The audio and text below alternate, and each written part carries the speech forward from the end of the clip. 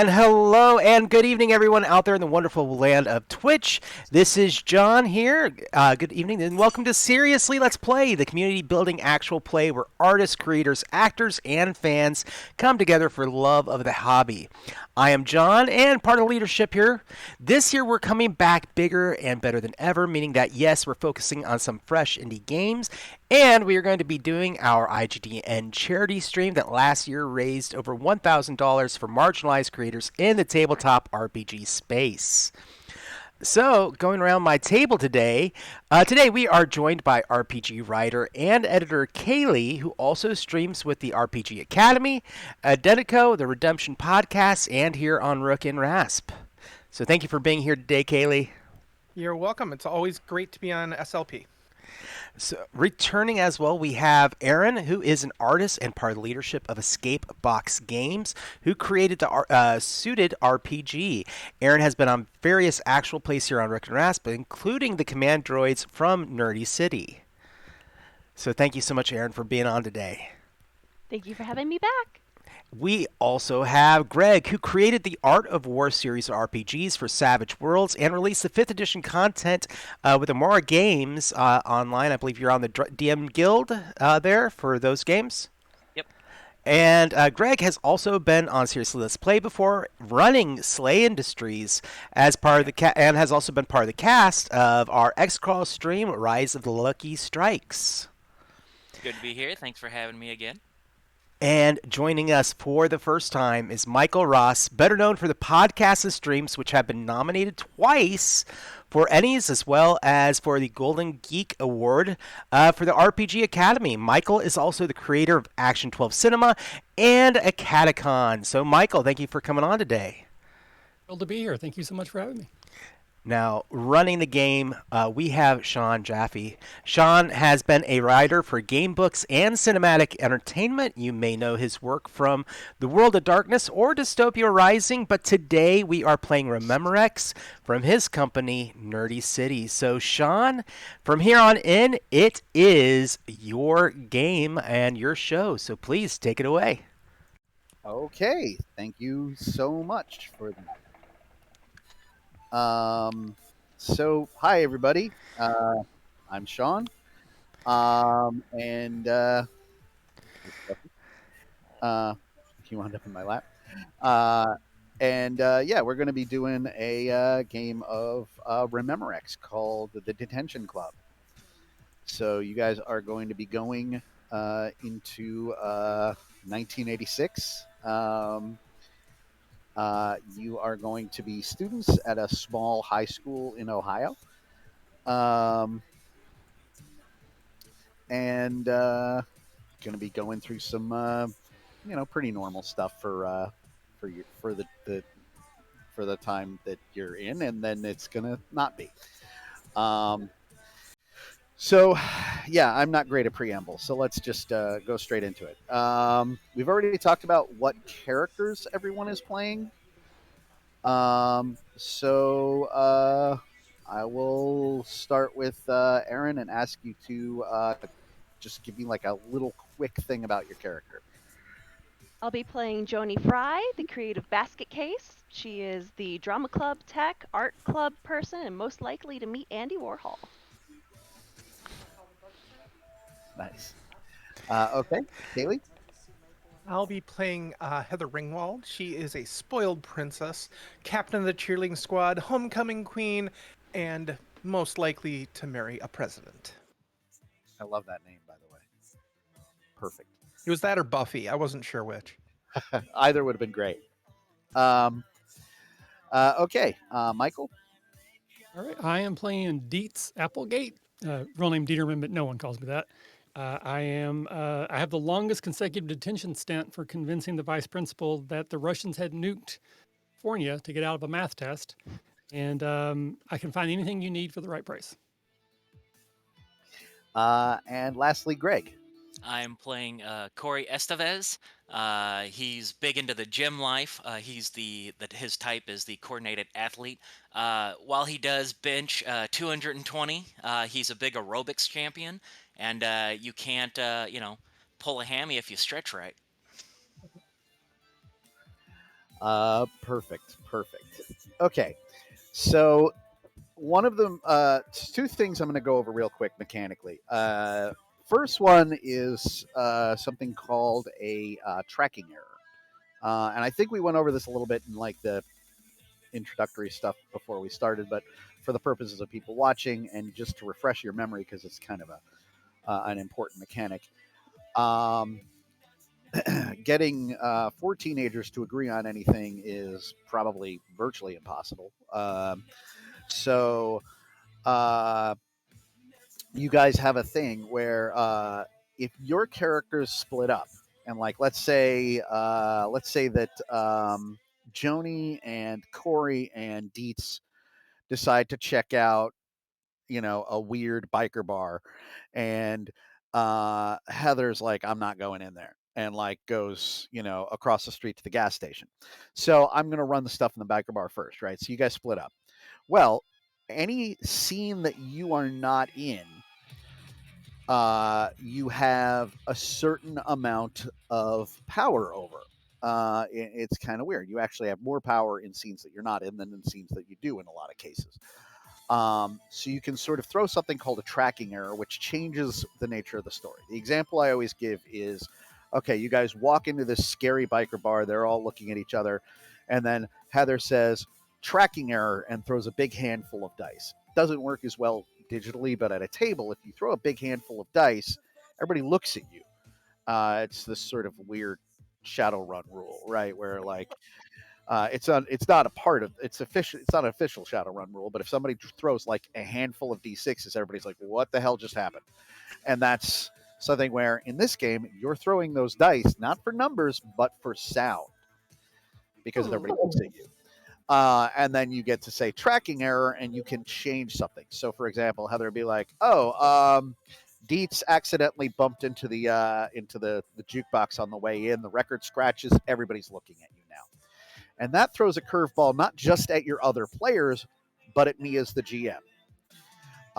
There's a few different ways to use this. I used to give like a list, but it's sort of simpler to say you can change almost anything. You cannot take away another player's agency. You can't be like, oh, you decide not to do that. You can't be like, oh, Michael's character decides to leave the room. You can't do that. And you can't directly injure another character. You can't be like, oh, the villain's head falls off. You guys are safe. Like, you can't have that happen. Anything other than that is fair game. I've had tracking errors derail entire campaigns. I had somebody like once where like, their parents were going to tell them that like, that they had bought a dog, and their parents are like, oh, we need to have a conversation with you. And they're like, okay, what is it? And somebody goes, tracking error, you're adopted. And I'm like, whoa.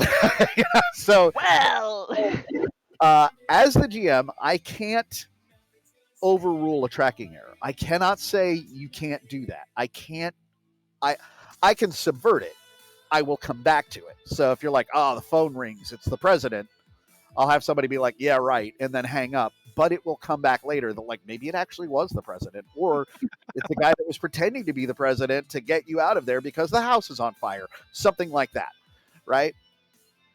so So mechanically, the numbers on the dice don't matter as much as the sound. right, exactly.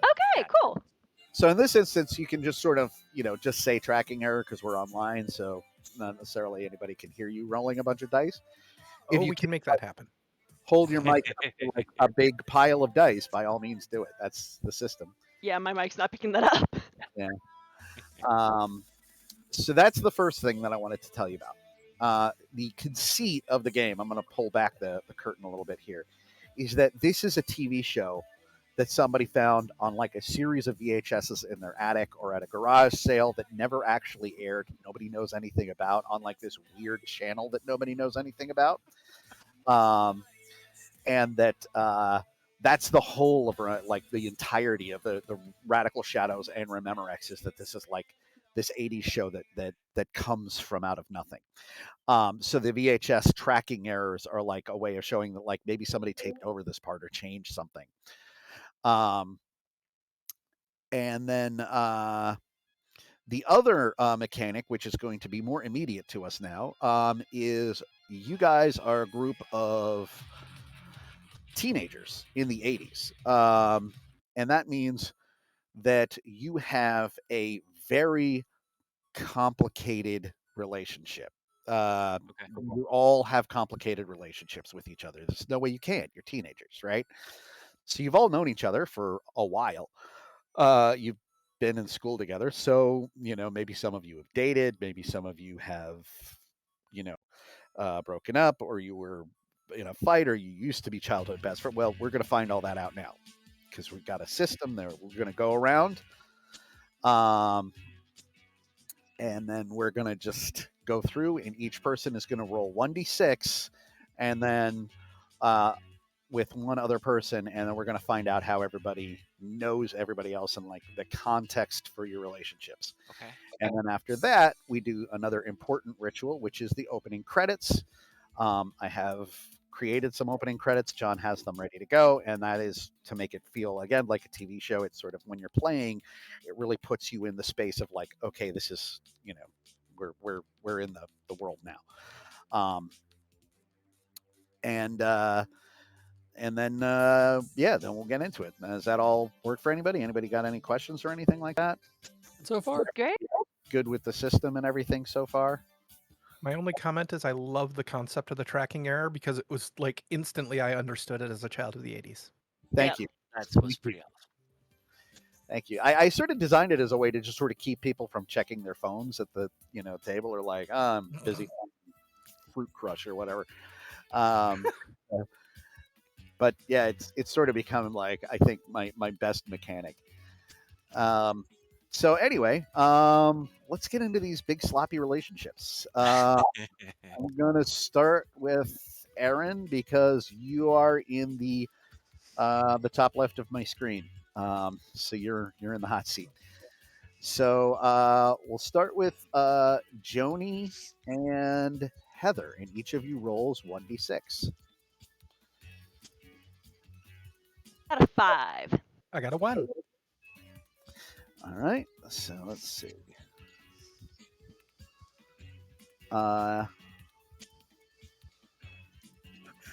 Okay. One of you is the dealer, and one of you is the buyer. Now, here's the part where you tell me who's who and what one of you is selling to the other. This is on the criminal table, so it is presumably something untoward. Okay, Heather, so are you a good girl or are you a bad girl? Oh, Heather's a good girl, of course. I think I might be the dealer here. So, Heather, what is it do you need? Do you need to relax? Do you need to be more on top of your academic game? What are you looking for? Different French perfumes that are illegal in this country. That I can get. My daddy goes to France. There you go. Perfume dealer.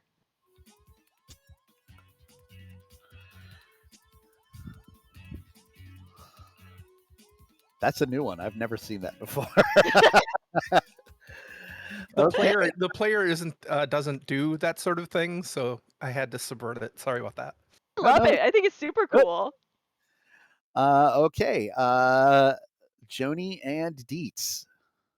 Each of you roll 1d6. All right, so this one I got a 2. one for me.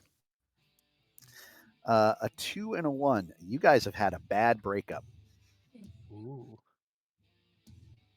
So you used to date, but it's over now. I mean, yep. Joni doesn't X. love Corey. Yeah.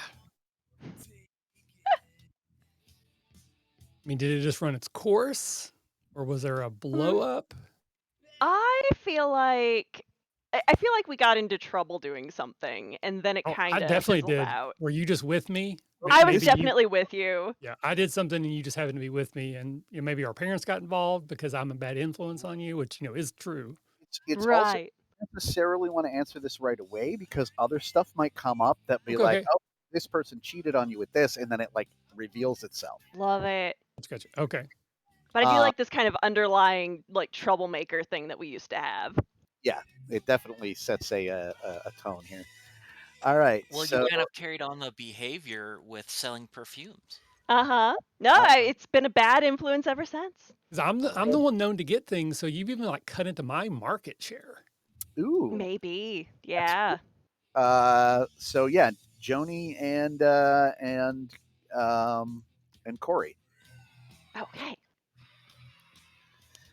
And I got a 5 again. I got a 3. 3 and a 5. All right.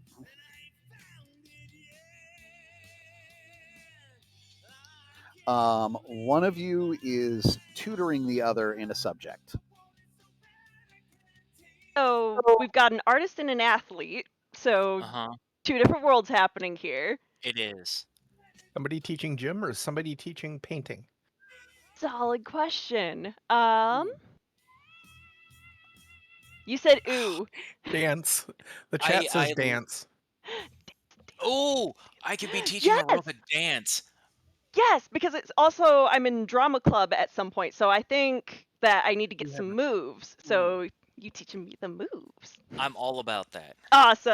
I am tutoring and That aerobic feels dance. like the setup for a romantic comedy right there. Yes, it does. I feel like we've been here before. She's the artsy kid. He's teaching her to dance. Oh, I She'll like have it. I'm the so time artsy, of her but life. I just can't dance. Perfect. Come on, you'll get the coordination for the musical by noon. Well, we got this. All right. Well, maybe not.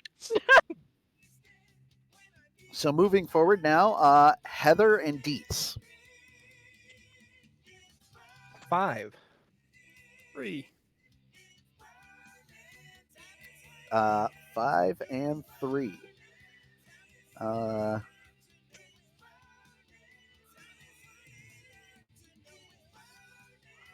You two share an obscure or weird hobby.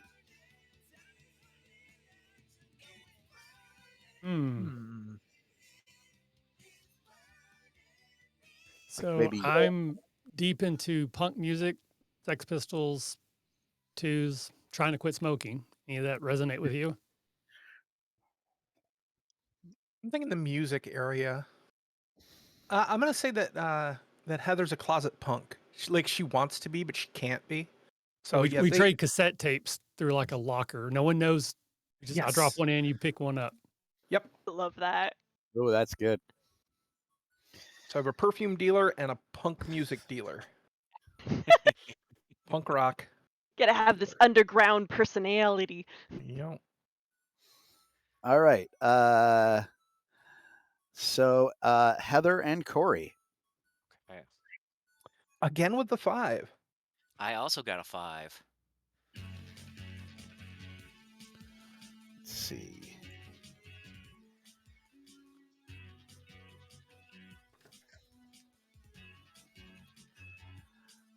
We've already got something pretty much like that, so I'm gonna. I can roll again.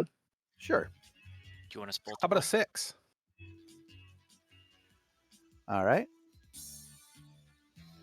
Let's see.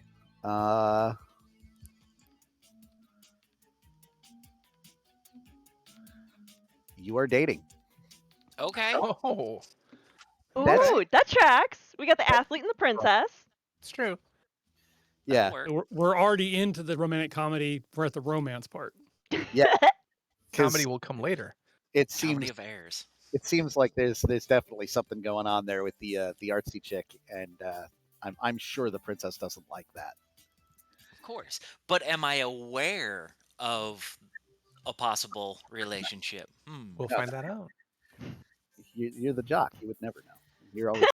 Always clueless. It's just Mhm. about working out. I really need the choreography to this show now. Okay. Dietz and Corey, I think, is the last one we need to do. Or Corey? Oh, sorry. Yes, sorry. I was plotting. I got a 5 again. Can I re-roll? Yeah. All right. That's a 6. Love triangle. Oh, okay. There it is. There it is. That's why they broke up. Is it known though? I don't think so. Yeah, I think wouldn't so. think so. I think it's known to everybody but you. It's one of Probably. those, yeah, like everybody's talking about it. Everyone can see it, but being on the inside, it's just like, Ooh. So I'm trying to make sure I can map this out. So Heather is into Corey, but Corey is teaching Yoni how to dance. It's platonic. It's just friends, but there might be something. There might be something there. Okay. Not that complicated. Heather believes it, because Heather Right. is completely like side-eyeing Joni all the time, but like doesn't want to jeopardize her connection.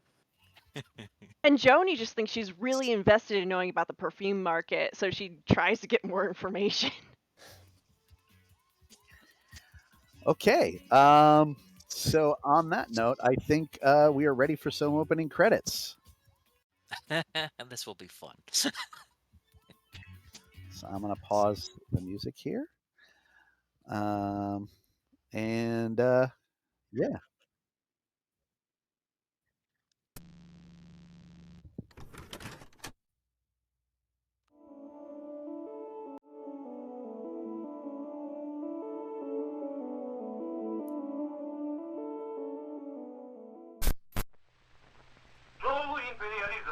Todo imperialismo. They've got his country. Now they want his mind. A youngster in East Europe needs facts. He needs a mind of his own. He needs Radio Free Europe. Partieta Negra Chic.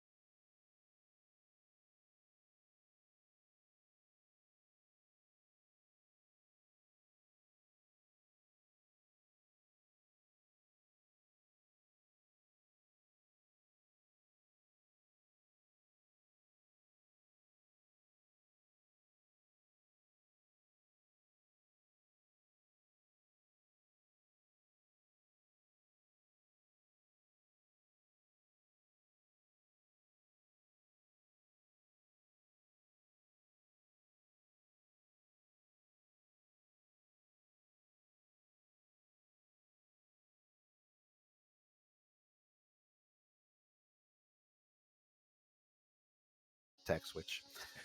Obviously, there was a mistake down at the recording station. They probably hopped out for a smoke, forgot to do the titles. It's a thing. He did it. It's very 80s public TV. I get it. Yeah, I guess it sort of suits the milieu. So anyway, it is Friday night at Griffin Bacall High School in Kingsland, Ohio.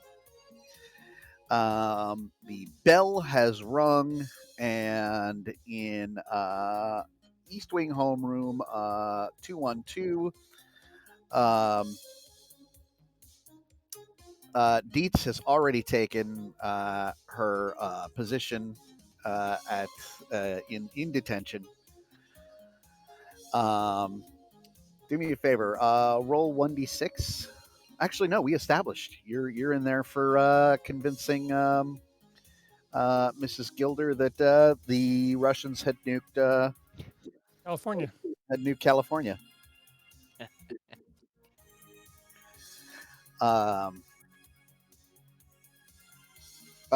But you hear a group of boys coming down the hallway.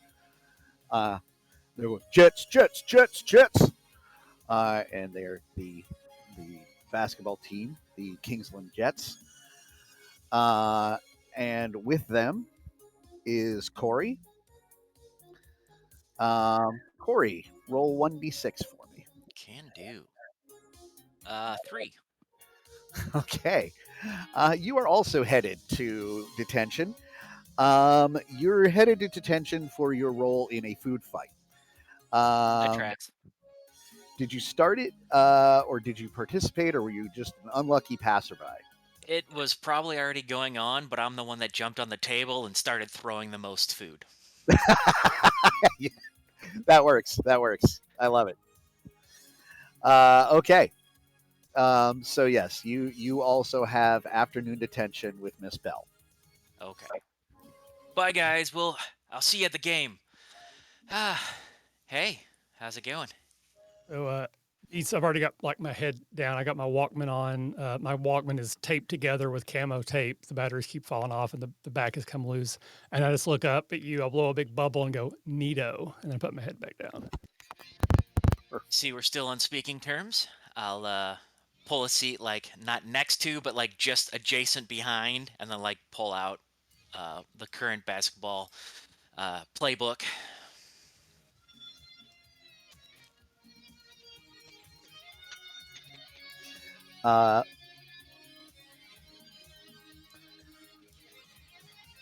Next in is Heather. She is flanked by her hangers-on, and the other members of the cheerleading team. Are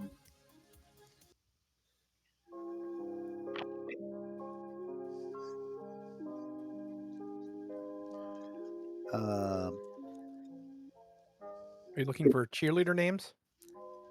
Yeah, I've got a couple of them here. I say Buffy, Sissy, Candace, Macy, Tracy, and Lacey. They're triplets. Like Lacey. Yeah. They're from the Under Things family. They're big in this area in textiles. Mm-hmm.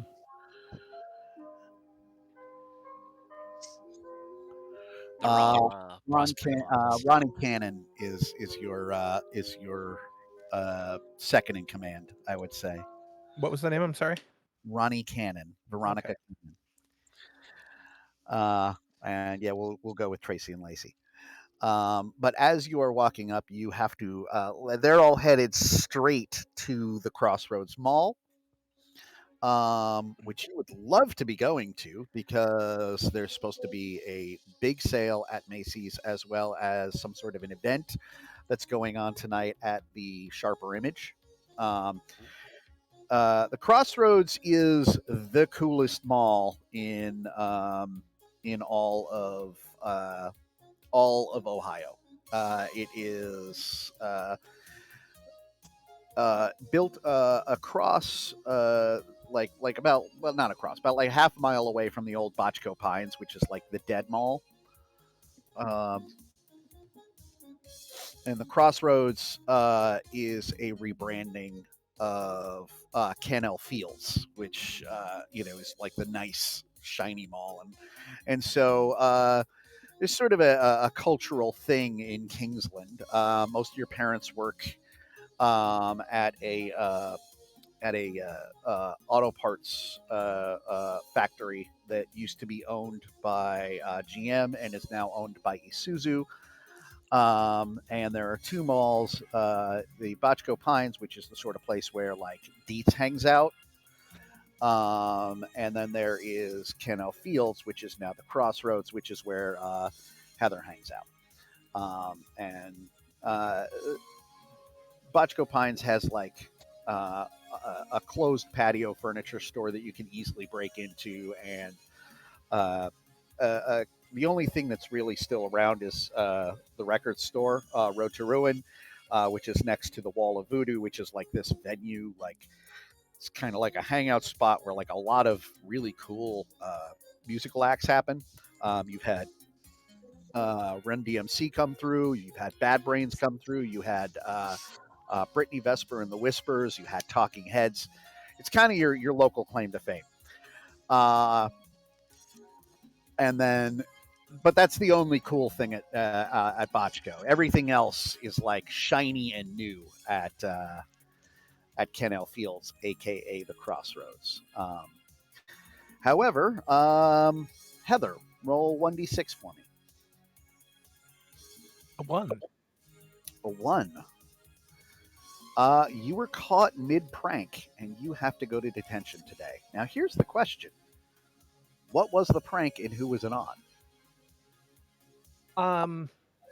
Unfortunately, the prank was actually gonna be on Dietz, but I got caught trying to rig her locker to like dump out all of this glitter. I got caught trying to kind of set it up and right before lunch, and the vice principal came down the hall and caught me, and she is a rhymes with witch and sentenced me to detention. But at least I didn't have to clean up all the glitter. That's true. Well, say that Dietz doesn't know this. Like I don't. I agree. Yeah. I like that. It was more to kind of so she wouldn't be able to make her dance thing later. So, and like Heather comes up to, it's like, I've got to go to this. The vice principal just has it in for me. We'll be here for a couple of hours. I can meet you at the mall later. Maybe at the Orange Julius. And she kind of flounces in and sits down very close to Corey. Hey, Hey. what are you doing here? The vice principal. She's got it in for me. It's a whole thing. Ah, it's so bunk. What did you do? Just nothing. I didn't do anything. There was nothing happening, and I was out of class without a pass. That's it. Yeah. You gotta start getting those hall passes. Well, I don't especially know who during the lunch hour. It was right before lunch. Remember we sat together with lunch? You didn't even notice anything was wrong. I'm sorry about that, but I just got back from, gym class. I was hot and sweaty, and just all I needed was that protein. I got to eat those school pizzas. And you did. You ate 3 of them. I did. All at once. I'm kind of regretting that right now, You but called that's it okay. a pizza sandwich. I get it. Everybody loves when I eat those. There was the food fight after, and that was my fault, but, Yeah, I got out of there just in time. I definitely saw you on the table screaming food fight like some bargain basement John Belushi. Well, as opposed to what? Anyway, enough of that. Jim Belushi? I got to study the playbook. John Belushi, Animal House, Animal House. Animal House. Mrs. I said Bell. Jim Belushi is that would be the bargain basement. That would be the bargain basement. Gotcha. Mrs. Bell, who's the teacher in charge of the detention, just kind of quietly watches this happen. And She's like, keep your eyes on your own desks. Yeah, hands to yourself. She's kind of thumbing through an old novel, a dog-eared copy of Christine. She doesn't even look up as she's talking to you. There's a copy of the Inquirer on her desk, and she's sort of going back and forth between reading those two.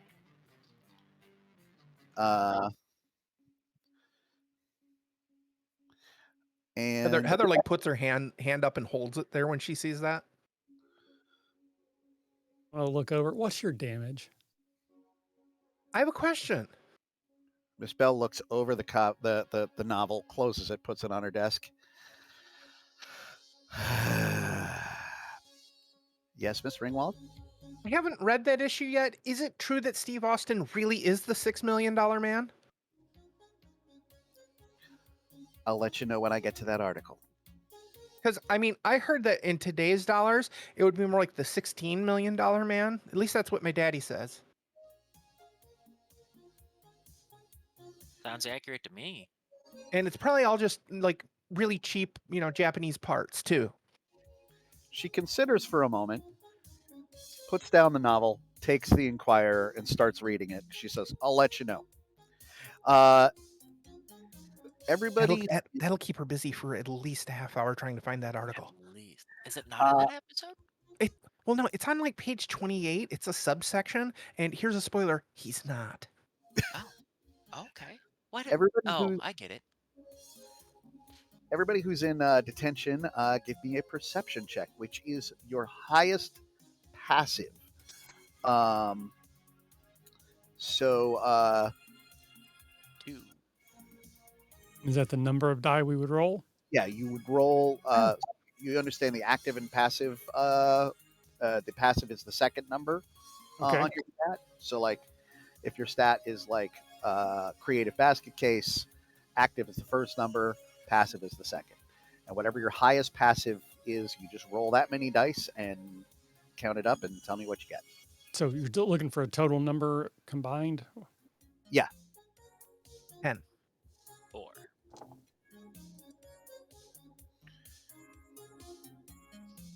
13. Who got a 13? 8. Okay. Deets. You can see that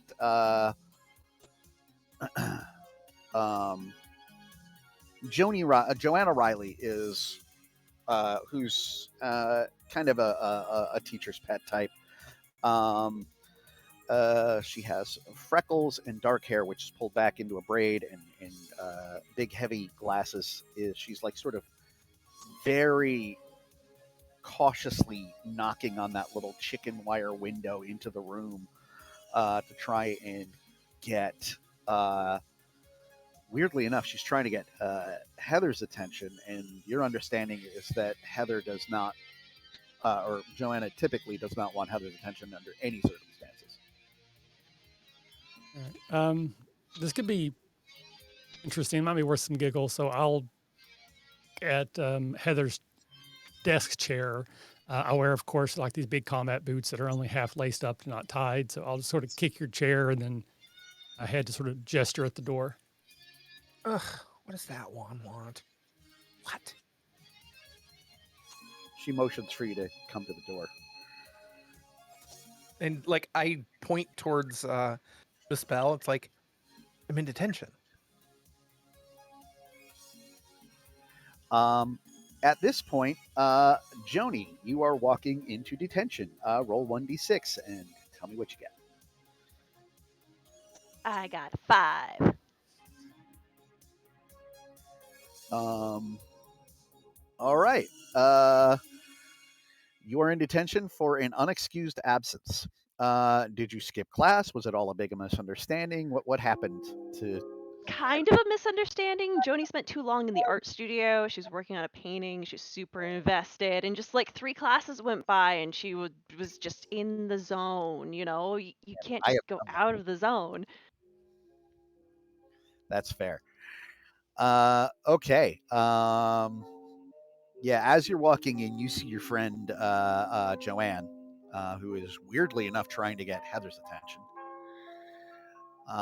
Joanne turns to you and says, "Hey, can you send a message to Heather in there?" Yeah, sure. Do you want me to just bring her out here? Like, Well, I don't know. It's detention. it's detention. Do you want me to bring her out here? Yeah. Bring her to the door. Sure. So Joni will walk in and Heather. Joanne is very very respectful of the rules of detention. Heather. Heather. What? Come I'm on. right here. Come here. I'll sit up a little Co- straighter now that Joni's going in. Oh, no. I need Heather. Heather, Joanne's at the door. She needs to talk to you. What? She needs. This better be good. And Heather gets up and like, kind of quietly stomps towards the door. What? Miss Bell looks over the Inquirer, but doesn't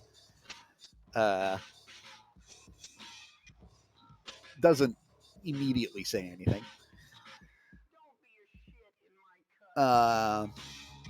So Joanne's like, Heather, Sam Malone is looking for you. So? Sam Malone. You guys know Sam Malone as she is like with Dietz, the resident bad girl.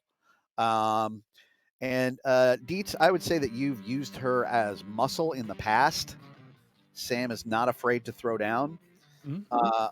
Poor unfortunate Sam is a normal girl from a normal family who just was pretty throughout grade school everything was fine, and then this show came out called Cheers, starring Ted Danson as a guy named Sam Malone.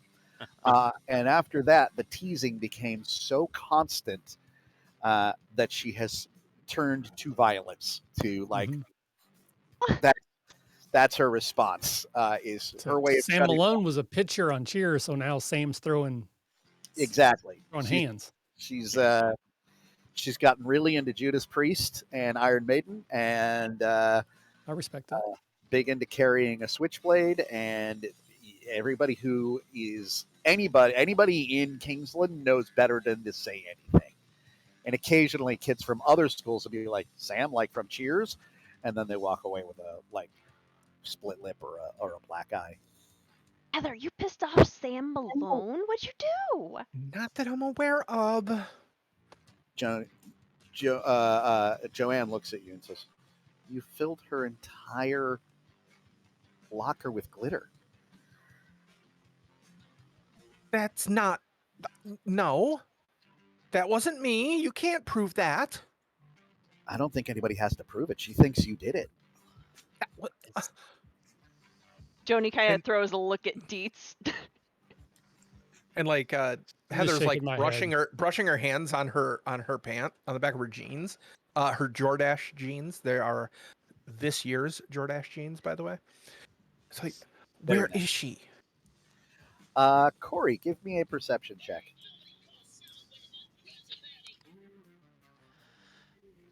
And that's the most active, Highest passive.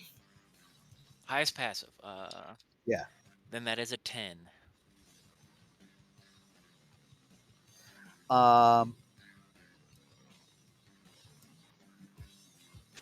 Okay. You see out on the east lawn a group of kids that are sort of gathered around and like watching by the bike rack, and standing next to the bike rack is Sam Malone, who is kind of casually doing like a little like stretching, and she's taken off her leather jacket. Hey, Just Deke, contemplating. what's your member over there? What's Sam? Is Sam gonna stab someone again? It looks like she's about to. What's the rule on like PG-13, like language? Uh, I will leave that up to you guys. I don't really know what the rules are on the Jury chat. voice. Can we cuss? I think it's fine. I Okay. think it's fine. It's Yeah, It cool. looks like she's about to fuck somebody up. I wouldn't want to be that person. That's it's for John sure. Hughes. Let's say John Hughes. I use the one we have then. So sorry, took it early. What? Who? What happened? Is she covered in glitter? Oh yeah, you can see that she has gone to great lengths to get the glitter off of her jacket, but you can see like even from out there. Is it multicolored glitter or a certain color? Heather, is it multicolored or a certain color? It's all pink. I'll see that and then I'll look at Heather. What did Heather, you do? So you already have no cred. If you don't go out there, she's going to ruin you socially. I can go out there and talk to her. You want me to go out and talk to her for you? This is purely a misunderstanding. I mean, if you want to, and I finally, have a lot of cred. Hello, maybe not in your circles. nobody is Have going cred, anywhere. not cred. Joanne, get I mean, out. crud. But That cred dude, gets you some you nice gotta things, do doesn't this. it? Shut up.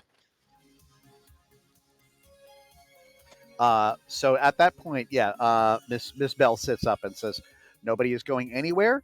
Joanne, get out of the door. Everybody, take your seats. Detention begins now."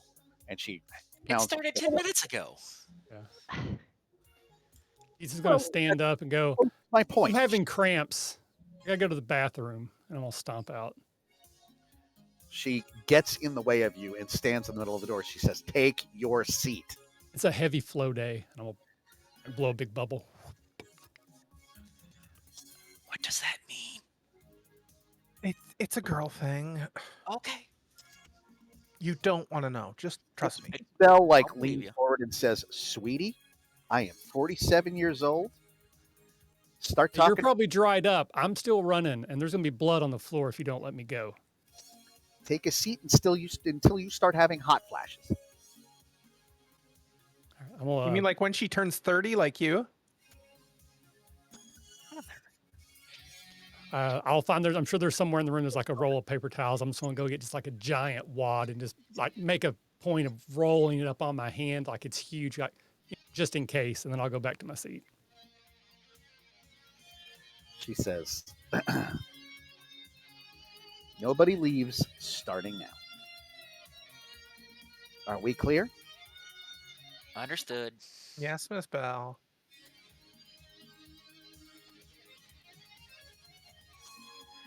Well, that's not good.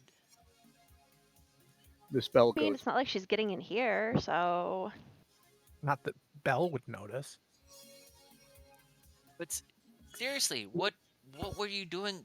You were one, why were you pranking her? Two, where did you get all the glitter? You know what? I don't want to know. Never mind. but you didn't prank her. I didn't. Right, she didn't do anything. This is a huge misunderstanding. It definitely was not in her locker. No. I had nothing to do with that. Okay. Who were you pranking? What? Are you in detention for pranking someone? Maybe. No. Yes? Ugh, it's really confusing right Three now. different answers. It is. Okay. I. Look, I was going to prank somebody and then I got the wrong locker. I Oh, hope so you're not you bullying did do anyone. it. Yes. Heather, you better not be bullying anyone. You know better than this. It's about teamwork in high school, not about, picking on people. Are you kidding me? What high school are you going to? The one we're in right now. It's a good thing I you're think so you're the only cute. team player in the room. Well, he is on a team. Hey now, that's not fair. I'm a great bench warmer. I get people's towels. I give them water, make sure they're hydrated. I leave the stretches right before the games. Sweetie, I And know you're a great dancer. you give I great am. water. See? Meanwhile, you guys have noticed that Miss Bell has gone to the closet and pulled out a creaky old metal cart that you are all very familiar with. Oh no, not a film strip. There is velcroed down to it a roughly 6-year-old VHS player and a old television Zenith on top, all of which have been like strapped down. Property of Griffin Bacall High School. And she says, okay, we're doing an assignment. This has come from the office. Okay. Each of you are going to be watching a video, and then you are going to be filling out a worksheet. Teach, aren't we supposed to be doing homework in detention? As I hold up my playbook of a game I I'll thought never we were just supposed to stare at the walls and not do anything for 3 hours. Well, today is special. All right. Okay. So with that, she starts the first video. This is the dumbest detention I've ever gotten. And this is where we play the first video. Dietz, have you had to do this before?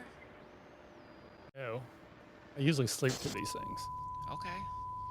I mean, what happens if we do sleep through this thing? Do we have to do this?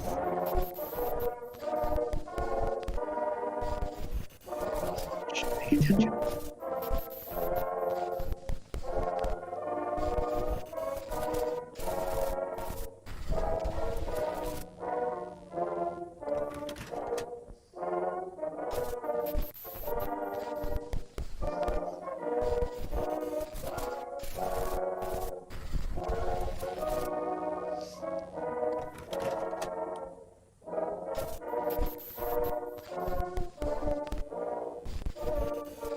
While the video is playing, she has started to walk around and put down a worksheet on each of her desks.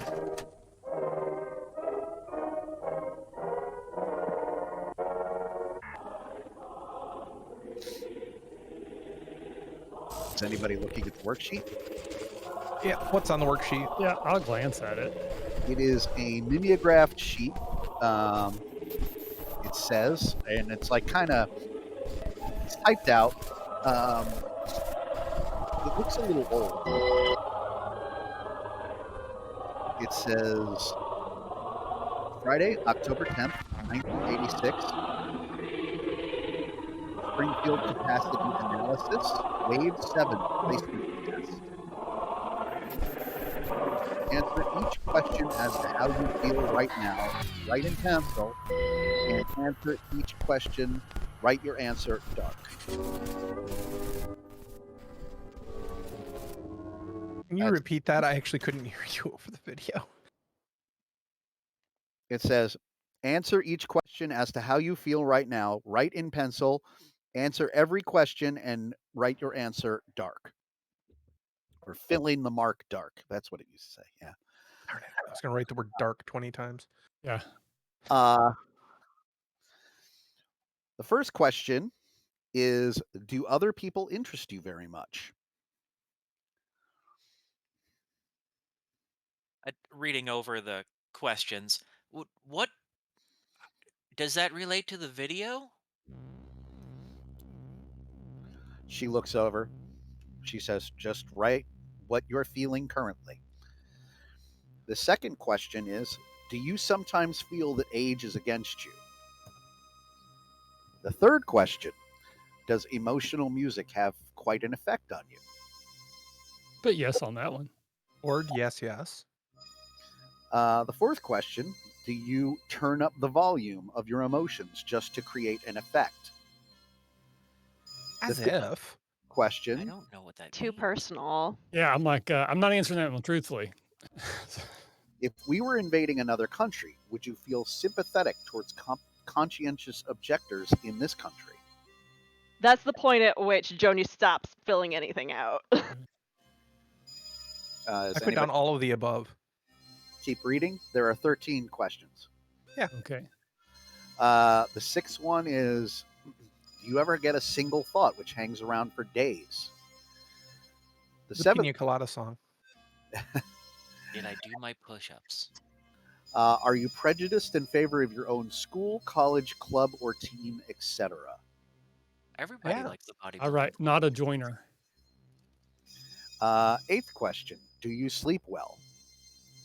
I make mistakes. Like a big- Usually, but this detention has been worse than most. Ninth question, are you afraid right now? I'll Yeah. look around the room. Oh, No. 10th question, would you use corporal punishment on a child age 10 if it refused to obey you? I don't know what that means. It's the death penalty. Oh, Seems a little mean, harsh. I've I'd say smacked no. a few kids, so sure. The Touch my 11th stuff. question, do you prefer to take a passive role in any club or organization to which you belong? No. Belong. active. Not a joiner. The 12th question is, are you logical and scientific in your thinking? And the 13th question, does the youth of today have more opportunity than that of a generation ago? So no to question 12, and I guess with a big question mark on 13. No on 13, and I skipped 12. I don't know. I'm still young. So she gives you about a minute after the she's like put away the after the video plays. She sort of moves the TV and the VHS player to the like corner of the room. Leans against her desk while doing the crossword in the Inquirer. Gives you about 5 minutes to fill in your answers. After about 5 minutes, she looks over the newspaper and says, "Is everybody done?" Yeah. Yes. Close a bubble. Okay. And then she walks around, collects your assignments. She says, "I'm taking these to the office. Don't do anything until I come back, okay?" Okay. Can we breathe? She just rolls her eyes and walks out of the room. Well, that was weird. And I'll look out the Super window. Is Sam still Fucking there? weird. I like detention better when I'm the only one here. It Me looks too. like Sam and most of the kids have left. Okay. You see cars driving by and everything, but Heather, Sam's gone. I think you're okay on this one. Well, I don't know How what did you she's screw up the now. lockers? It's a number thing, okay? My locker's next to Sam's locker. I've got that listexia thing that they've been talking about. You know, in health class where like you transpose numbers. Did you transpose to the left or transpose to the right? How am I supposed to know? It's like that's like a dance thing. You could ask Corey. Do you put on the right marks on that weird test? That test was really weird, wasn't it? I think so. It was I think there was creepy. subliminal messages in that video we watched. I think the Russians are Probably. behind it. I say that obviously just like being stupid, and then I'm gonna put my head back down. I could see that. on top of the VHS, you can see there's the tape that she put in it, and it was in just like an old brown clamshell. For those of you that don't know, clamshell is like an old VHS box, like it's a brown plastic VHS box. It's this crappy plastic that's sort of made to look like leather, but very clearly is plastic. There is a second clamshell on top of the box. That would Let's Corey, look catch at grab, my. that one. yeah, Yeah. grab that, Corey. All right. Open it up. Is it just unlabeled? I assume. It is. It has a. It's a old but not unusual Memorex VHS tape. See, and then there's a label on it, and then in Sharpie it says unedited 12, and 12 is written out. 12/Omaha/Epsilon/Alpha. I think it's an old assignment, and I'll hold it up and show the labeling. Do you guys want to watch it? If not, we can set the bunny ears up. I'm sure. It has like a weird symbol next to that Like looks a government symbol. Yeah, it looks like it was stamped on. Whatever. Is there any music on it? I don't know. I mean, we don't know. I'll hit the eject button, pull out the tape, and oh, should we rewind this? Well, Nah. No. be kind. Rewind. We're not being kind. We're in detention. Do we really want to watch a weird VHS again? Okay, Not good really. point. Yeah, screw her. Yeah, I'll put in the new tape. Okay. This better not be from that Skinamax channel.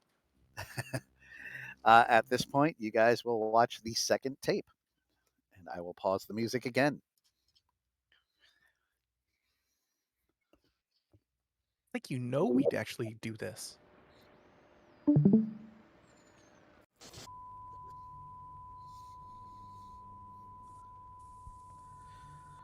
Is that the symbol? Yes.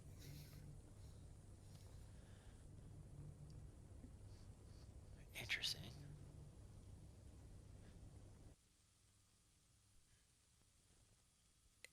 Is this some weird government tape that we found? It's 100%. Wait, this is what she was just literally telling us. Oh. I think that was a booby. We watched the wrong video the first time. We did.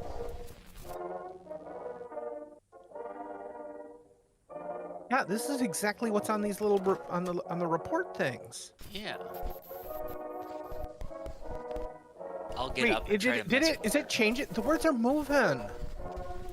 Oh, There was a booby. I see? saw boobs. This is on Skinamax, or when you flip through the cable channels. If you have cable, you have cable. My foster dad watches that stuff. Yeah, we can get this on satellite. My brother was caught watching this, and he was doing boy things. Ew. Ugh. I'll go up and adjust the tracking. Well, that didn't work. Doesn't seem Okay, that was not a booby.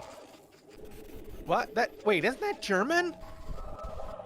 Frau Forbissima says Heil all the time. Oh no, that's hail. It's a weather. Okay. Wait, are they talking to us?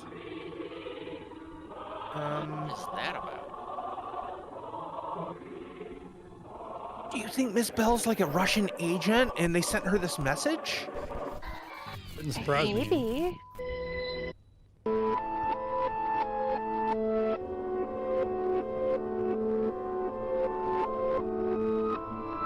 I look at the door.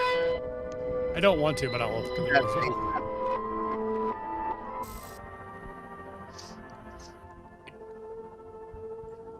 They're gonna moon us? and then it's gone.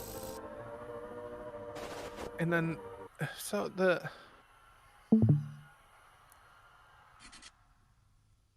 what was that?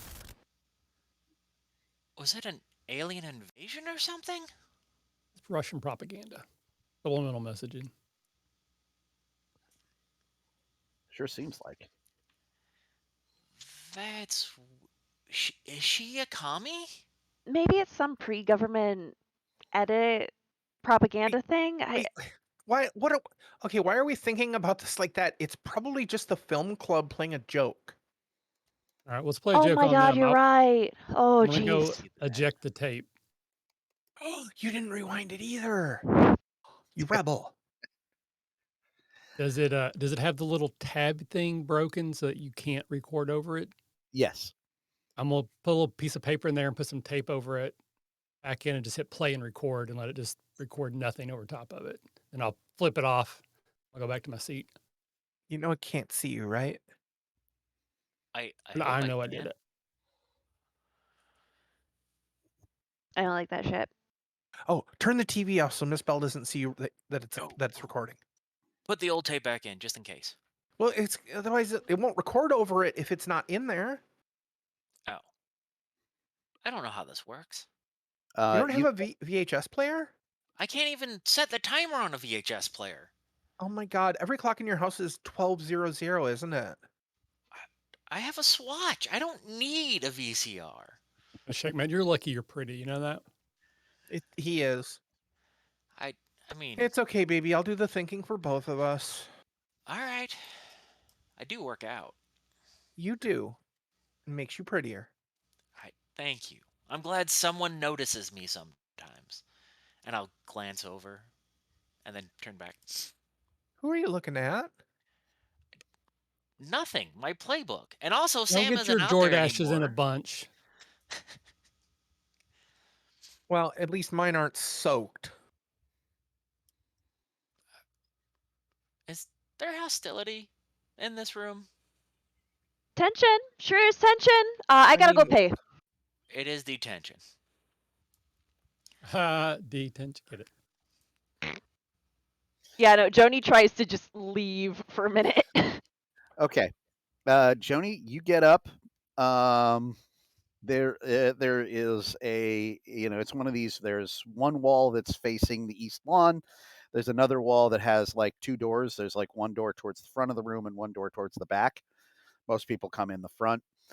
The room is typically, it's typically used as a history room. So, it's got like a map of the world and like, timelines and things, a couple of posters talking about how cool it is to read, one with Alf and one with David Hasselhoff. And yeah, as you get up to walk out, you feel like a little bit of a head rush. You walk out, and you come right in the other door.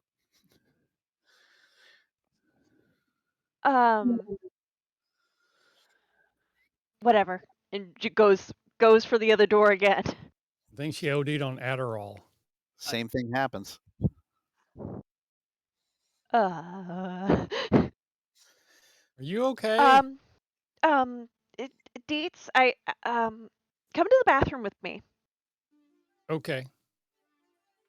I'll walk up. I'll grab you by the hand, like again, very patronizing. And I'll like lead you to the door. Like, okay, and we'll go to the door and we'll walk through. You got lost on the way out of the room. All right, the two of you just walk out and right back into the room. Well, wait a minute. Corey, But did you see that? I think.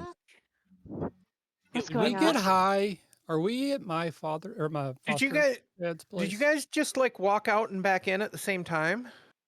No, happens we if you didn't go back into out the of the hall at room? all. What happens if Let's you back out of the the room? Are you going to try backing out of the room? Yes. Same thing. You just back right back into the room through the other door. Okay. Oh my God. Scooby Doo episode. All right, The- F the this. tape I'm mind going to the controlled us. window. The window we were looking out on the lawn. I'm gonna see if I can open one of them and climb out. You can open the window about, it's one of those where it tilts inward about 4 inches. Yeah. And then no more. I am very thin, but even I cannot get through that. Can Joni get through that? All of you, unfortunately, have been gifted with human skulls that won't fit through this that space. If you were snakes or something, maybe, but or octopuses, but as humans, you can't really get through. Is it still like afternoon sun still outside? Has that Yeah, changed? it's starting to get a little bit dimmer. Most of the kids are gone now, and there's cars driving past, but you don't see anybody else out there. Is it the same car driving past, or is it just normal traffic? Normal traffic. Okay. looking into the hall. I put my arm through. I Okay. look over at the other door. The arm comes out the other door. Oh God. Okay, hold it there for a second. I run over, and when you do it, I take the hand. Do you feel that? You do feel that. Yeah. And I reach through and kind of poke him in the side of the head. Okay. Stop it. Okay, that is trippy. All right, it's time for a chair through one of these windows. They're all reinforced with wire. What good's that gonna do? Get You're not someone's helpful. attention? At least it's something. You're gonna. Okay. Dietz, give me a active, resourceful criminal to throw a chair through the window. 2 dice. 11. You reel back and with all of your might just swing the chair at the window. It just bounces off the glass and lands on the ground. I'll stretch.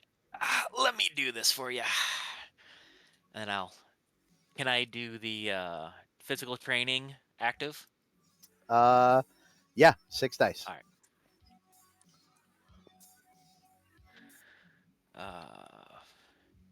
10, 15, and one more die. I got a 19. Nice. You swing hard enough to put this chair through the windshield of a cop car. It bounces off with no effect. Ow. They reinforced the windows earlier this year after Sam did that one thing with the bench. Oh. Oh, that makes sense. Nothing about this makes Can I sense. see your basketball? Yeah. Are there any air vents? Yes. Are there any air vents big enough for a person to get through? With a human skull. In their pocket. I would say, yeah, Joni, you could fit through the air vent. Is it on the ground or is it in ceiling? It's up towards the ceiling, Okay, but you're going to need to figure Corey. out how to unscrew it first. Right. A letter opener or a spoon. We can use that to get in, unless. I'm gonna get start supplies. Oh, yeah, there you go. All Give sorts of stuff? give me a passive art room kid roll, 2 dice. And while we're at it, let's get a from Applegate passive resourceful criminal, so 4 dice. So I got a 9.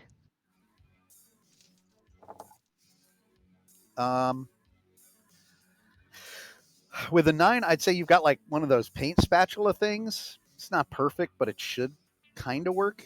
But the problem is that you're trying to unscrew while you're standing on Estevez's shoulders. You guys could just plan. put a desk there. What? Oh, that's logical. Yeah. But we're already here. Applegate, what did you get? 19. You actually have a Phillips head screwdriver just in your back pocket. Of course. Maybe a Swiss Army knife. Yeah, probably have something like that. So yeah, I'll hand it up. Maybe this will help. I'll help steady you on his shoulders. So I'm kind of like holding onto your legs and looking up at you. So yep, Joni's just up there like this. Okay. I'm going to say this is a... give me another art room kid check. 2 dice. Right. By the way, just kind of in 12. the background, Heather's bouncing the basketball through one door and then turning around and catching it as it comes in the other door. Oh. Okay. The weird thing is once again, if you open the door, you can see the hallway, but it just doesn't seem to be operating that way. Joni, you've managed to get the cover off of the vent, move the vent to the side, and scrambled up into the vent. Okay. Vent travel time. You are doing your best, Die Hard. Uh-huh. With a vengeance, you might Ka-chunk, say. ka-chunk, ka-chunk, ka-chunk, ka-chunk. As I see Heather tossing the ball, I'm just going to say, It's 2 years before the movie came out, so you're This is the Pioneer. inspiration. Yeah. She invented John that McClane maneuver. learned how to do this. Were your feet bare too? Did you take your shoes off before you went up there? I think you did. I would say that's up to Joni. Oh, those shoots are probably still on. Yeah, and imagine you either have like sneakers or maybe ballet flats, something that would kind of help you. It's probably doing- ballet flats. What do you see? What do I see? The vent goes for about 8 feet, and then it comes to a T intersection. You can either go right or left. Okay, let's go left. All right. It has become very dark. Might get eaten by a grue. Yeah, That's a deep Yeah. cut for you 80s kids. but yeah, you're in the dark. So it's See anything? Just darkness. Keep going. Yeah, just keeps on feeling forward and all of that. You know what? Roll 2 dice. Capture the moment. Actually, you know what? It's passive. 4 dice. You're trying to sense something, so Okay. I'll give you the benefit of the doubt here. 9, 12, 16. 16. 16? Okay. You keep going, and eventually you sort of gently bonk your head against the wall. Oh. The tunnel takes a sharp turn to the right. Okay. You're starting to hear a loud metallic clunking noise. You don't have a good feeling about this. From like ahead or behind? From ahead. Okay. I'm gonna keep going. I'll occasionally keep calling out, "You okay?" Like trying to make sure we're talking to each other this time. Can I call back to them? Can they hear me from where I am? Yeah, it's very echoey. Okay. It's a metal box essentially. So yeah. There's like a loud clunking sound ahead of me. I'd be in the boiler room. It's at Don't least fall into the out. incinerator. I'll try. Be Right, ahead we go. And you hear this engine starting up, and like wind is starting to blow past you. Very hot wind. I still can't see anything. I forgot. I don't want to Smell reach my anything? hand out and touch a fan. Yeah, you are completely in the dark now. Yeah, Joni has no other option than to just keep going forward. Roll 4 dice. All right. All right, so 7, 8, 9, 10, 11, 12, 13. Nice. Something touches your ankle. Like what? You don't know. You can't see it. You okay? So Joni you can't whip around an event. Kick at No, it. She kicks. Yeah, you guys hear a scream from the vent and then a loud clunking noise. Did she Deet, fall? you gotta go. Deet, you gotta go in after her. I can't fit through there. Boost me up. And then you start moving forward, and then you feel the edge of something. Like you're looking, and you realize that the tunnel from here goes straight down.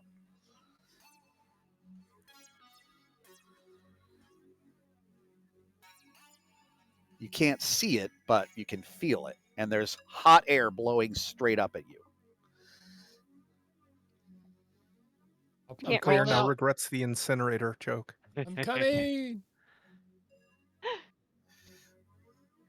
All right, it's time to start hustling backwards. If I can't reach across that chasm, You're gonna try kicking and backwards because of a thing. are Huh? you gonna try and reach across it? If I can like feel the other side of the vent, Side Like- of the vent? the You chasm. There's that straight cross. down you were talking about. Yeah. You reach your hand across, right? And you're trying to feel for the other side of the vent. You still can't see anything. Mm.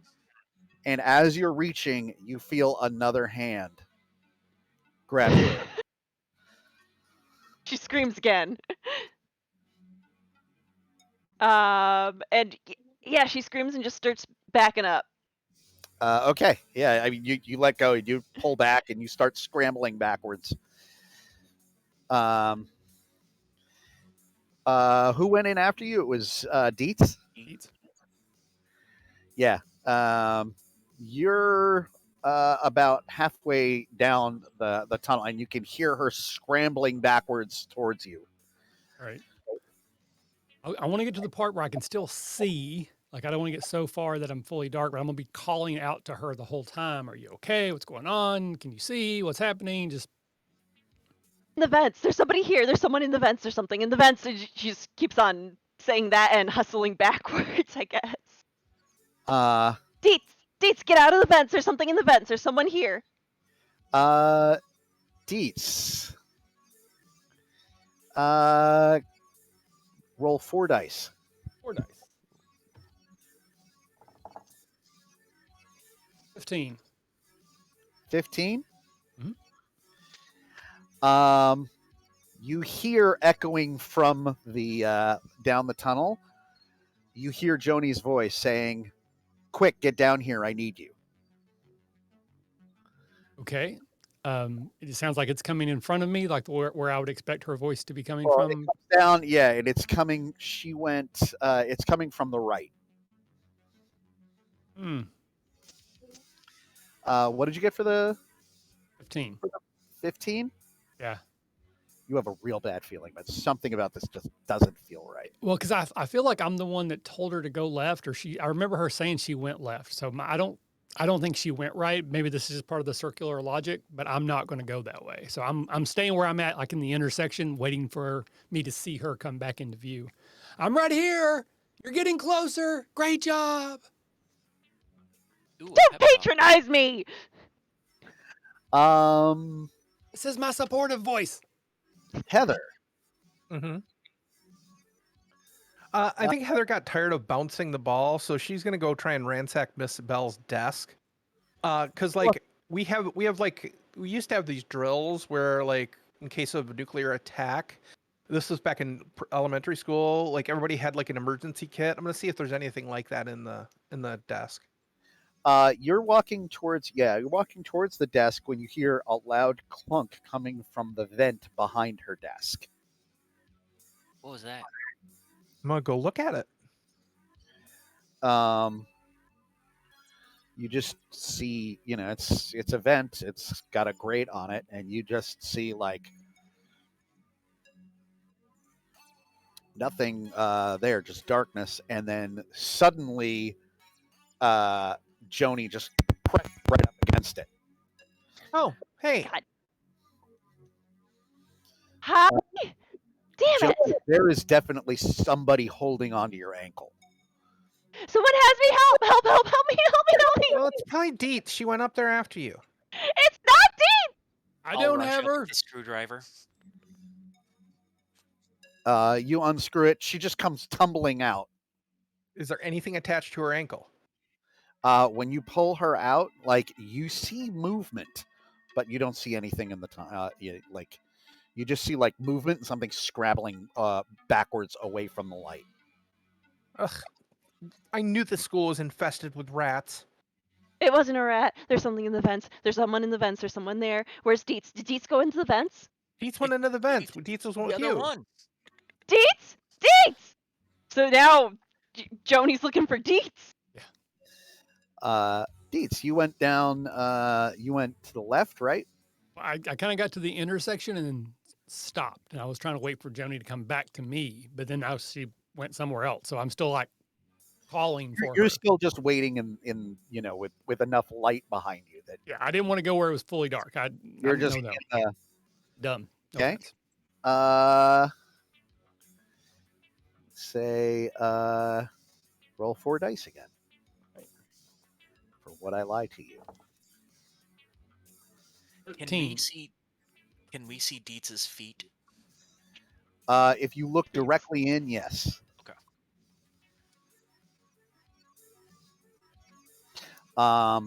You've got a 14, 13. 13.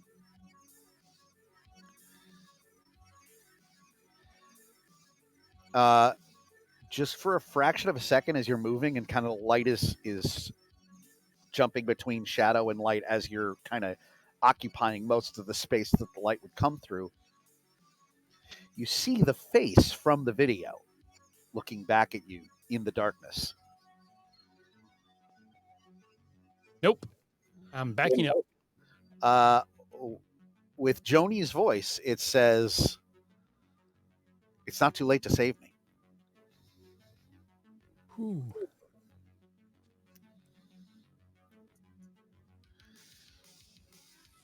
I'm going to hope that at some point someone behind me has said Joni's now in this room and that I'm getting conflicting information.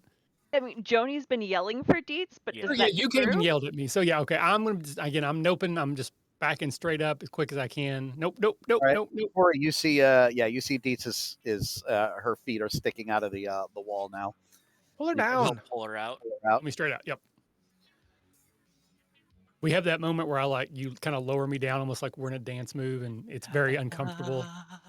Oh. Hi. Are you okay? You are I very, mean, very Dee, strong. As are I you like okay? to like, get your arms. I'm gonna point the vent, and I'm just gonna walk away for a moment. I'm just walking away. Okay, It's so that's something not weird's a, going a on. way out. Something weird's going on with the vents and the doors. Great. I'll put the grates back on. I'm gonna grate this up. I mean, Mhm. why don't we just wait for Miss Bell to come back? Great job. No. Heather, are you still going for the desk? Yeah. Okay. In the top drawer, you find like there's like a central drawer, and then there's a pair of drawers on either side, and then one large like file drawer on either side below those. Mm-hmm.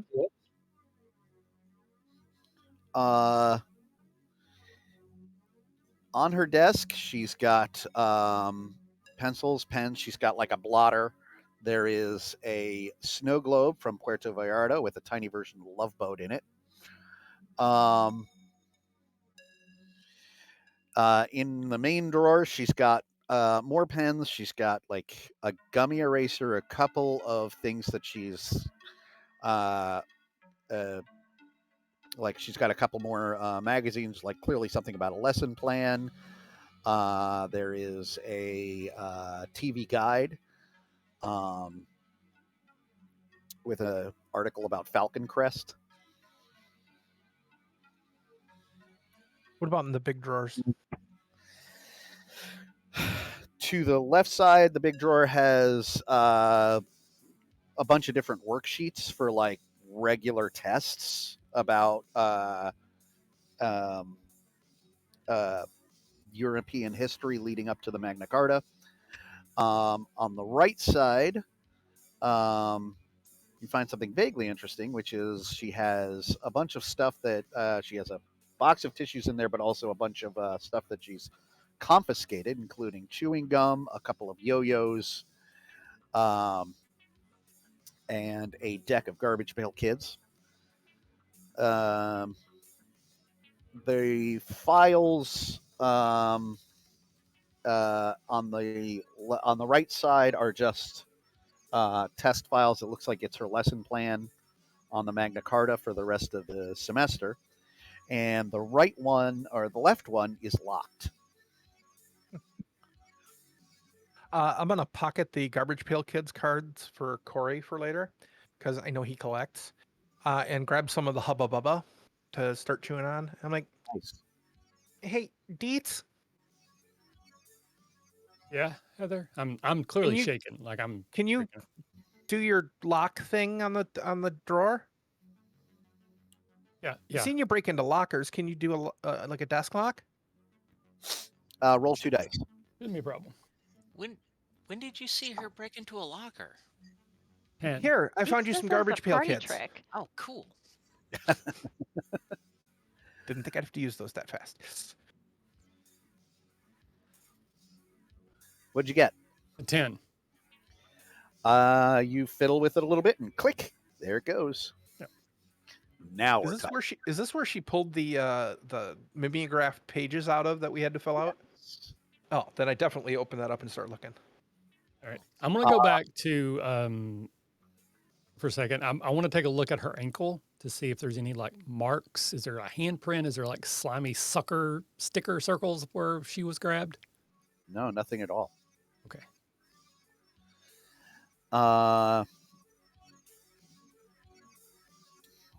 There is inside the drawer, you find a half-finished bottle of bourbon, some makeup, and a manila folder that has that same seal for the Department for the Preservation of American Dignity on the front of it. What brand of makeup? L'Oreal. Ooh, I pocket it, and then I'm gonna grab the envelope and take a look at it. I show it to everybody. It's like, I think I found more of those tests. Was that brandy? Yeah. Bourbon. Bourbon. Sorry, I will take that bottle if that's okay. Maker's Mark. Do they do bourbon? Yeah, I think they do. Yes. They did. We'll say they did then. All right.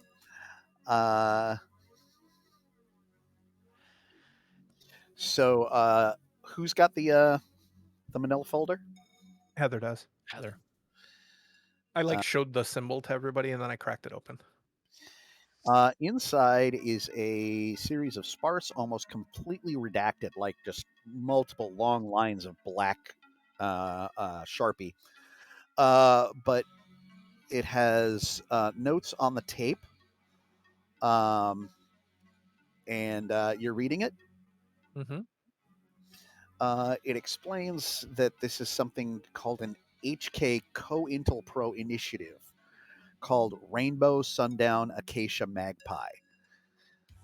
It is an attempt to create a televisable signal that makes citizens more docile and obedient in the event of an emergency.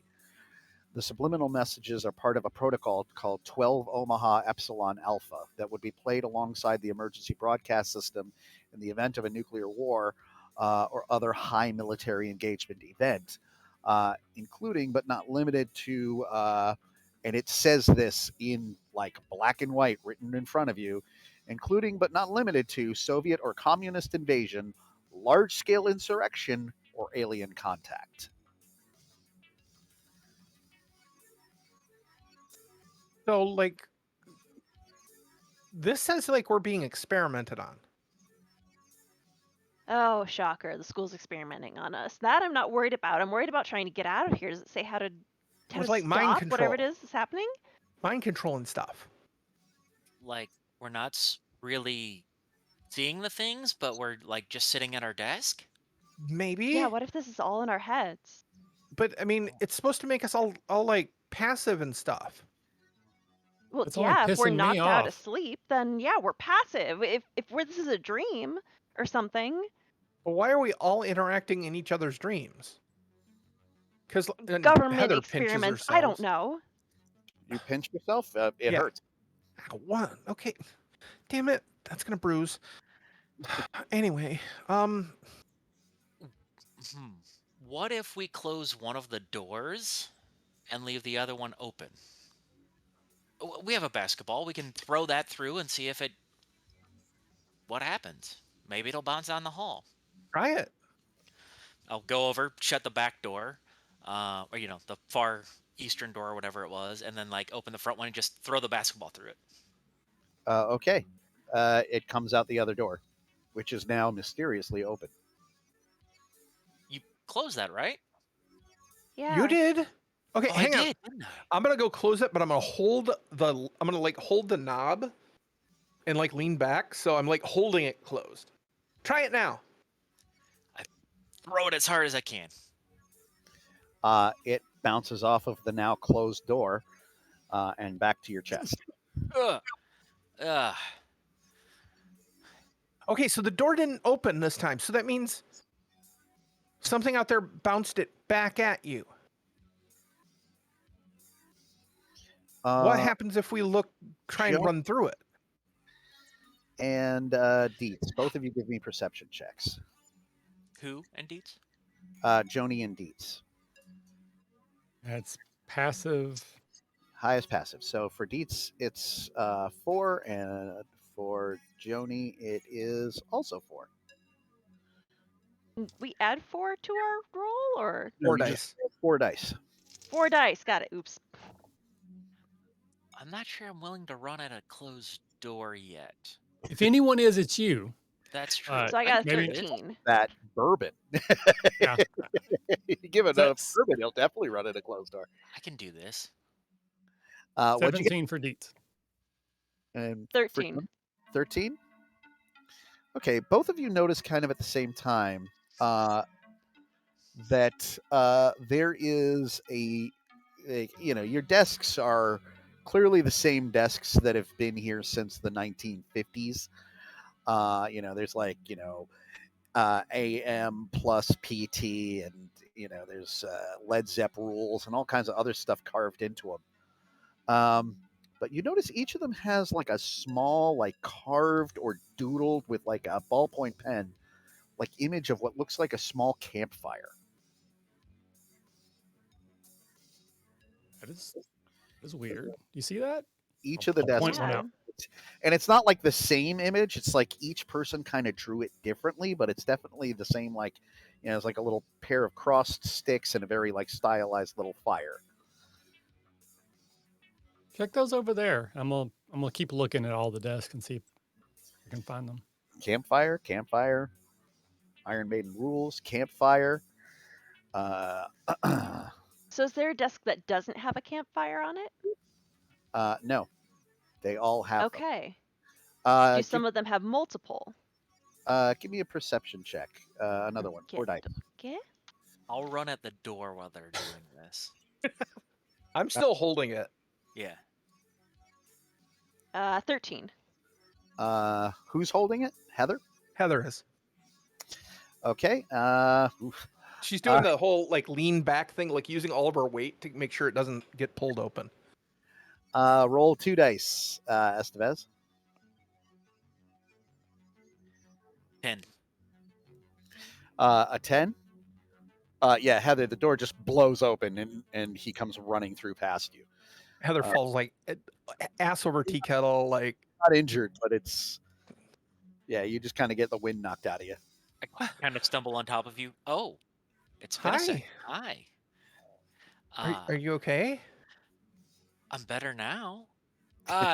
Me too. I'll become self-conscious all of a sudden. Come on, I'll get you up. Oh yeah. Problems. Okay, yeah. Yeah. Thank you. And she like straighten her blush. skirt and Yeah, full blush. check her hair. Joni's found something. Can you pay attention? Joni, you found each of these has a different fire. One of the desks that you found says for a good time called DA, and then there's a phone number. It is in fact my phone number, and it will in fact be a good time. Oh yeah, I know that part, so I can't talk to you anymore. But Wait, what? Yeah, Wait, you two are we know you hung out. Joni's going to visiting the draw another Greeks? campfire on another desk. Yeah. All these desks need to be set on fire. I think it's pretty clear. So let's find some matches. Don't you have a I'm glad lighter? you said it, Michael. I'm trying to quit smoking as I nervously chomp my gum. So no, I don't have my lighter with me. Okay. Well, I'm glad you stopped smoking finally. You don't need to do that. That's terrible. Does the teacher's desk have a campfire? The teacher's desk does not have one. You Okay. notice that like there is a small area like towards the outer edge of her desk where there might have been like a sink because all of the campfire like little etchings were about the same size, but it looks like this one has been like chipped away, almost like Okay. he wanted to get rid of that symbol. Gotcha. That's weird. Is anybody here a brain? I'll like so having seen that, I'll like take my nail file and start chipping away at the one on my desk. Okay. I guess the next best thing is a basket case. Give me a passive basket case for Joni Fry. She's a very active 5. basket case. 5. All right. I will take that into consideration. So, so how are we? I don't know how to light a desk that's mostly metal and laminated wood on fire. I'll look at Deet specifically. Well, we have some accelerant as I take another swig, but we need an ignition source. I'm gonna start looking through just drawers, looking for anything useful. Also, batteries. My Walkman's it's starting to slow down. The music's not quite sounding right anymore. Starting to get that I wanna be so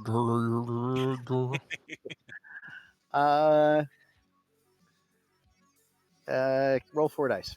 4 dice. 15.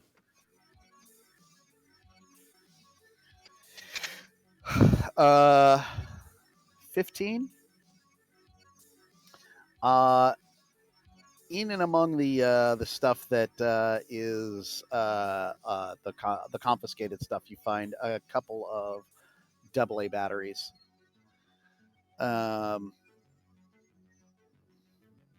Underneath that, you see a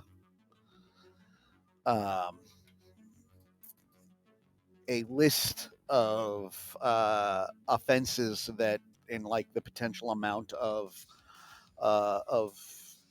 detention that they will get you. So, like, standard insubordination, 1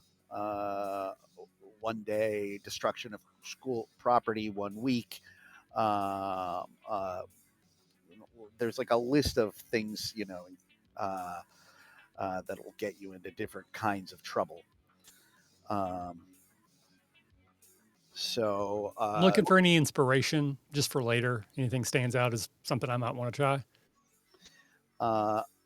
there's a bunch of different lists. Is like destruction of teachers' property is 1 week. Pulling a fire alarm is 1 week. Getting into the principal's office without like breaking and entering into principals is 1 week. There's a few others. Starting a fight, it's a week detention.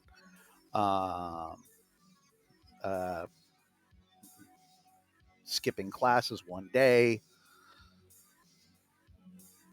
Something about the list is just it's sort of tickling your criminal mind.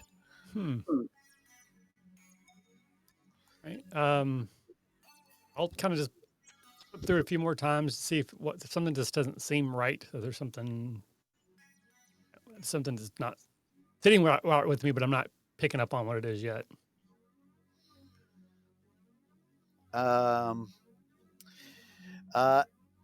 Heather and Estevez, what are you guys doing? Fumbling around. Does the little campfires on the desk? We're in a history room. Is there an old map where like that old campfire logo? Like I'm thinking back to Boy Scouts. Like, oh, here's the campground. This is where we need to go. Does it? Give me a perception check. Can do. I think it's passive. Yeah. 2 dice. That is a 5 and 4, 9. you're looking at the map and like you're kind of looking at like individual places, campfires, and then you pull back and you're like, this map is wrong.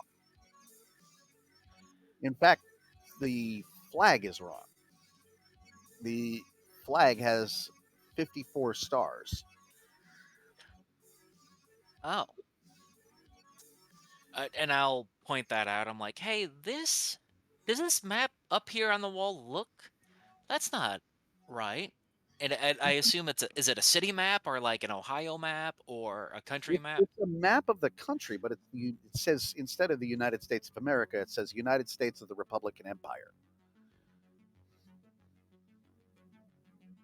That's not That- right. Does it say Emperor Reagan on it? Uh,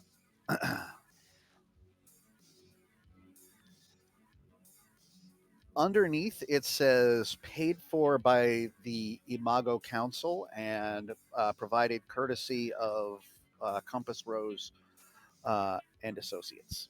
Like in like the really tiny like legal like detail, Fine like print. yeah, like copyright area. Yeah, the United States of the Republican Empire, according to this, includes Vietnam, Puerto Rico, Guam, and the Greater Yukon. Oh. It's got 54 states. Wait a That minute. wasn't here when we came in, right?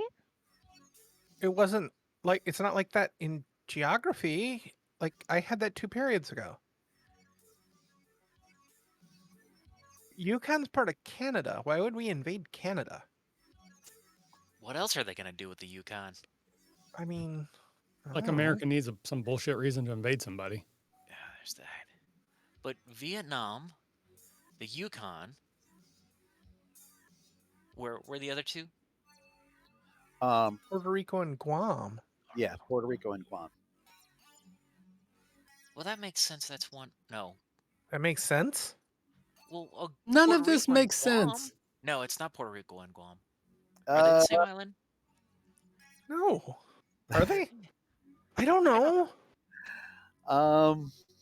Who here is like? I love that you guys don't have a brain to ask this.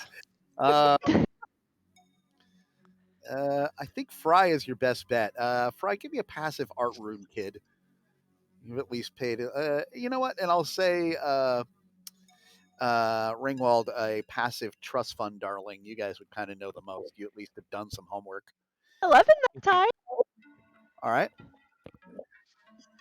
I haven't done any homework too. Okay. I'm too pretty to do homework. Yeah, you're the trust fund princess, so you're like, no, this checks out. Yeah, the United States of the Republican Empire sounds about right. I mean, Reagan's been promising that ever since, him and mommy are going to make great leaders. according to my dad, No. probably for the best. But yeah, Fry, Joni, you've looked it over. You're like, oh, I heard something about like we have like we're sort of occupying Puerto Rico and Guam, and sort of like they're technically part of the United States and also technically not. So maybe we just make it official, and then the other two are like ones that we want for some reason. Not that I this is pay like- attention, but that would be on the news. There would be- No, it's like weird shadow government stuff. Like they talk about it and don't talk about it. But They made a this map. hasn't happened. No, This is they a didn't shadow make a map. government. It's on the wall. This isn't real. There's no way this is real. It's not. It feels No. real. It might feel real. That doesn't mean it is. That's for some reason stings me very hard, and I look away from you. Everybody, roll perception. Ah! Ah! I'm wounded. I'm wounded. I got sorry, a what What are we Did you say rolling? to roll? Perception. 3. Perception? Hi- Whatever your highest passive is? Yeah. Right? Okay. 19. Joni's aware now that she's been hurt. 16. 10, same as last time. Who got the 16? There was a 19. Yeah, Yeah, Joni got the 19. Who got the 16? I did. Oh, Okay. You two notice that the flag that is hanging over the door towards the front also has 54 stars. Like when you turn away, you're like, oh wait, was that always like that? I'm just gonna start like looking. I'm just gonna, like, start actually paying attention to the first time. I've been in this room all the time. Like, what all has changed? What's different? Looking for anything that's abnormal. Is You the go and look, outside looking any different? the That's a outside good looks question. looks kind of the same. You know what, Joni, give me another perception check. Much lower difficulty this time because you know what you're looking for. Dietz, when you go over to the flag at the base of it, you can see there's the the uh, the Pledge of Allegiance. One nation under the Imago Council for which it stands. Hail Helgamite. Helgamite? That was that word we saw in the video, right? Yeah. I What is- got an 18. Yep. Sure enough, out there on the front lawn is a American flag with 54 stars. Did we fall through a freaking wormhole? What's going on? Why would we fall through a wormhole? Worms are like tiny. Got a good point there. It's a sci-fi sort of a thing, like two spaces that are connected through. Nobody watches that Ugh! crap. You mean There's 54 stars on the flag. This isn't normal. Something's wrong. has the hallway? I'll look outside the hallway. Has the hallway changed now? No, it looks the same. Maybe it's synchronizing, or is that the word? Like getting in sync with. You said a wormhole. Is that like from Flash Gordon? Like, it, it's like a space concept or something. I don't know. My dad talked about it. I don't. Okay. Huh. It was on Trek way back in the day. Open the door one more time to try to walk out. Just casual stroll out. Yep. Come right back in. Right. I'm going to turn and face the door. I'm going to say, "Hail Helgamite," and then try to walk out. What? You come back in. Okay, has anyone realized that there's no bathroom in here? There's no bathroom in here, and I would say it's been at least an hour and no sign of Mrs. Bell. And not to mention, no food or water. The drinking fountain's there, and we can't get to it. That's a good point. I'm going to say at this point,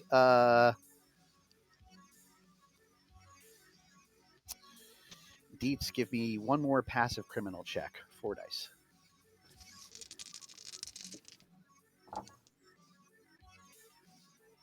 $14. As a delinquent student, when you're in class and you don't want to be, and you're at the absolute end of your rope, and there doesn't seem to be anything else that you can do to get out of class, what is the last ditch? What is the last possible option? You go through the ceiling over the tiles and then drop down in the hallway. Fire alarm. Sure enough, right there on the wall next to the flag is the fire alarm. Maybe I'm not so delinquent after all.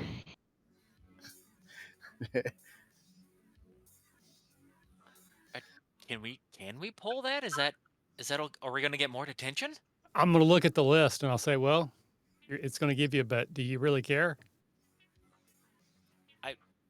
I don't want to get kicked off the team. We won't blame you. Okay. Look away. That way you can see you had nothing to do with it. Yeah. Close your eyes when you do it, and then it doesn't count.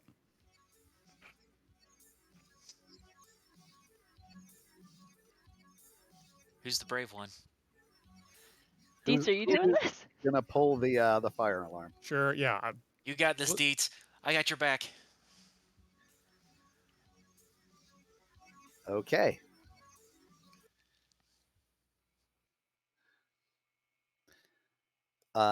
Dietz, You pull the alarm, and all of you hear a impossibly loud buzzing noise. It's like that noise when you make when the game ends. That basketball. Everybody roll 1d6. Ooh, I got a 1. got a 6. One. Ooh. Who got a 1? Hi. Okay.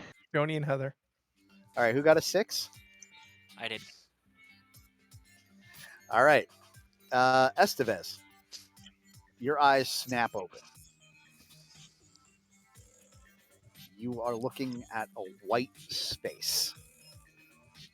Okay. On further, sort of movement and exploration, you realize you are lying on a comfortable bed or cot, and there is a blanket pulled up over your head. Fold it down. And it's a comfortable cot? Maybe I just sit here for a second. At least it's not a slab. Yeah. You are looking up at a concrete ceiling with a couple of light bulbs just hanging from wires with those sort of emergency Yeah. cages around them. You know what I'm talking about? Yeah. Heather? And I'll get up and immediately start trying to take in my surroundings. When you sit up, you are lying in a hospital gurney in a concrete room roughly the size of the school gymnasium. Is it empty? It is mostly empty except for a series of neatly arranged hospital gurneys.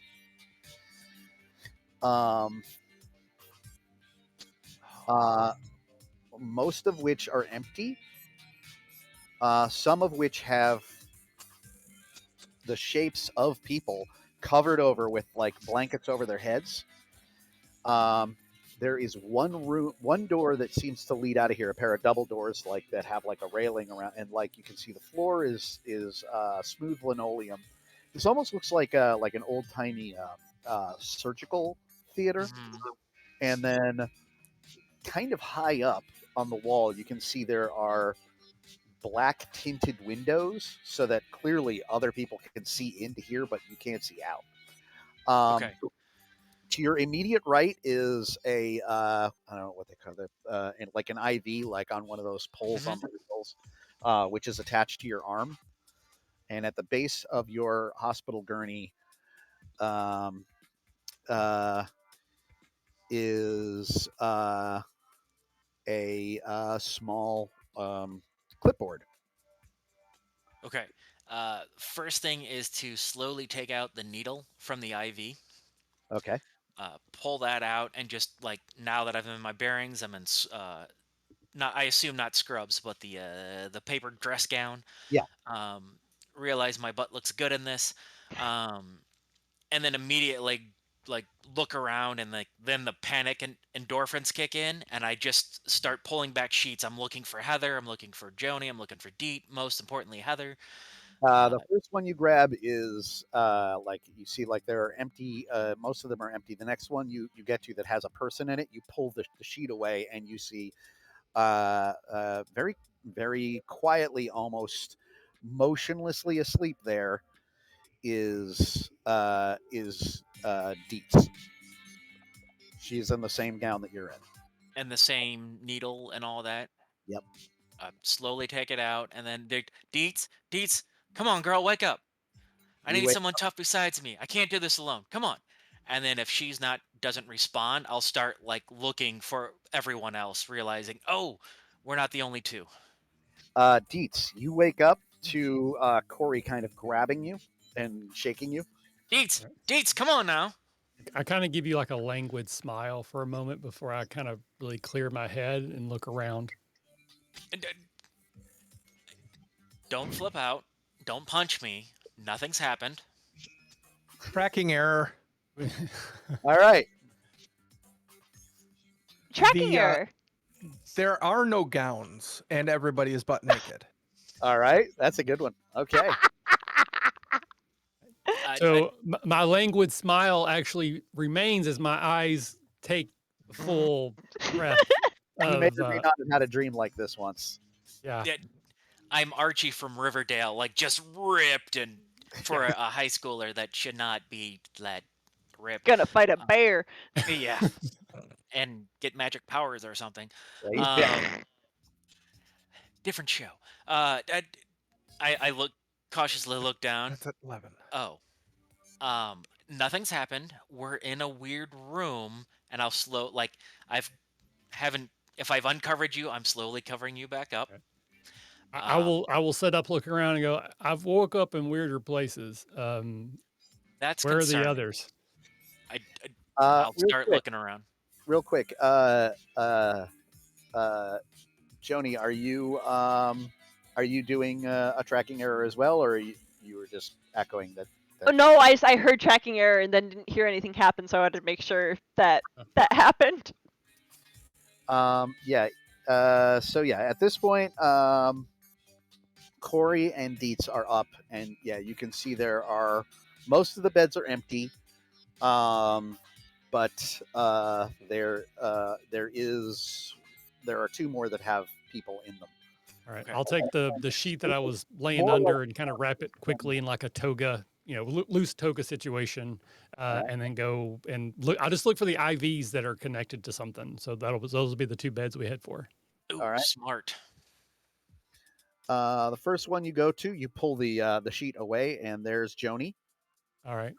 And the second one you pull away is Heather. Actually, if I may, the first one I find is Heather, and then I go, Corey, this is yours, and then I'll keep going. Okay.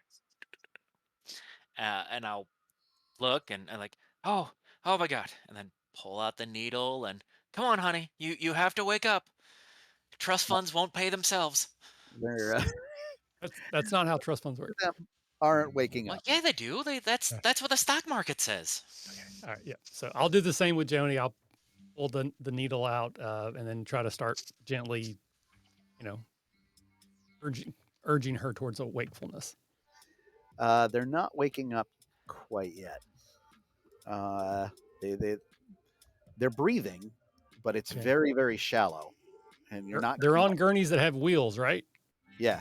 All right. I think we start moving now. We'll figure that out later. I'm going to start pushing Joni towards the door. I'll follow with Heather.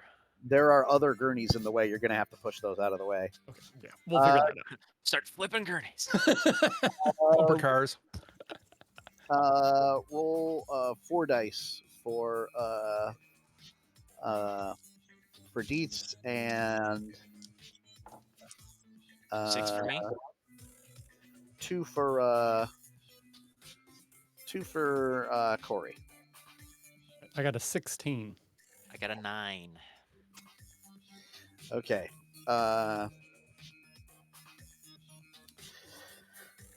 Corey, you're sort of moving everybody around, and like you notice that there are fully written out. My brain is just blanking on the word. Clipboards. Forms? Okay. Yeah, there are fully written out clipboards for each of the different beds. Oh. Not just the ones that have you guys in them. But there's people in there, like you sort of, so you're kind of like mashing the beds past the others, and at this point, Heather, you're starting to wake up. Once I realize that, I'll like Not kind of normal look at water. my own. What? Oh, hey, honey. What? And What's going? I'm reading a clipboard. I like completely. What? Wait a minute. ignoring- What? Oh You're- my you're- God! And like You're clutching playing the doctor. sheets. Like, what did you do? I did. No, I'm so sorry. Why are you naked? I'm sure there's a good explanation.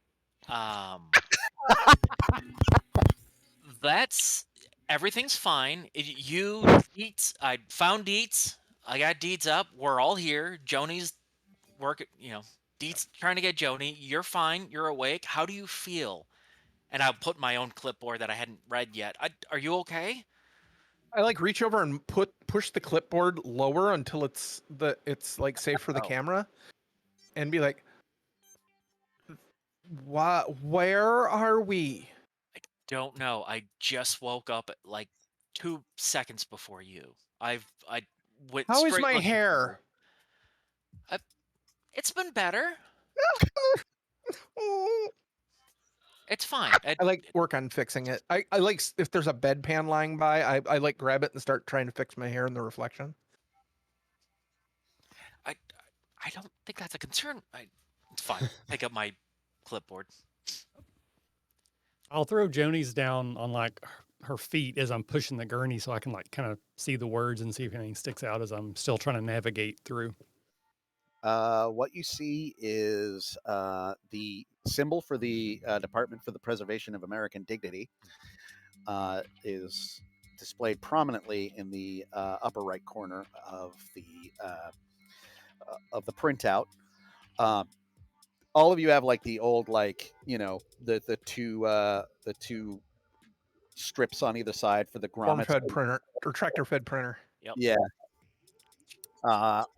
And on each of them is your name. So Fry, comma J, Ringwald, comma H, Applegate, comma D, and Estevez, comma C.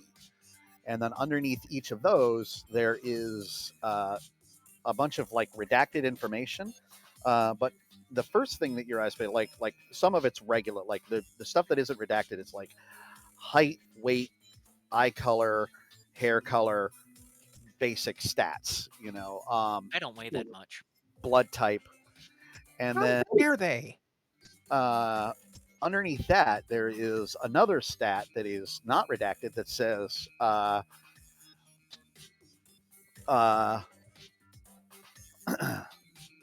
outlier, and then a percentile.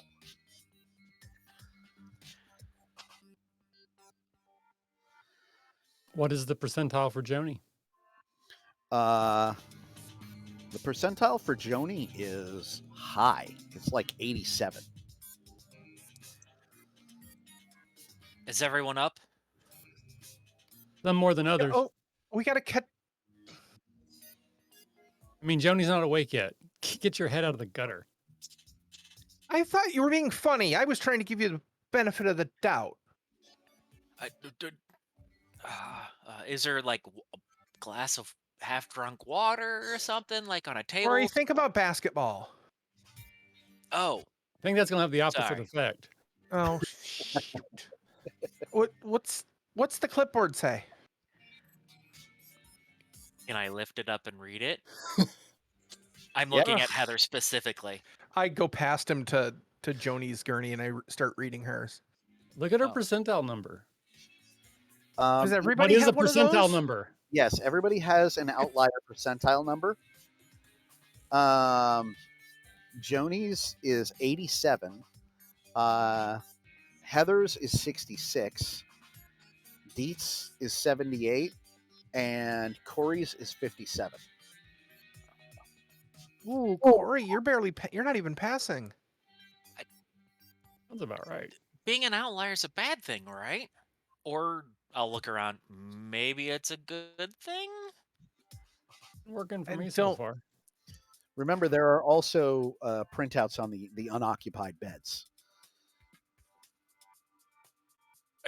I'm focused Okay. on. They give us a chance to like, look, I'll stop trying to make our way through and I will try to wake Joni up more. And that'll give them time to like maybe look for names we recognize on the other beds. Yeah. Are there any names we recognize, like Ms. Bell, any of the teachers? Sam Malone, perhaps? Um, Damn it, Sam.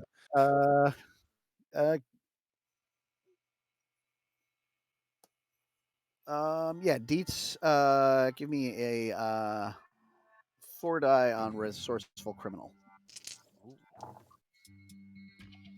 11.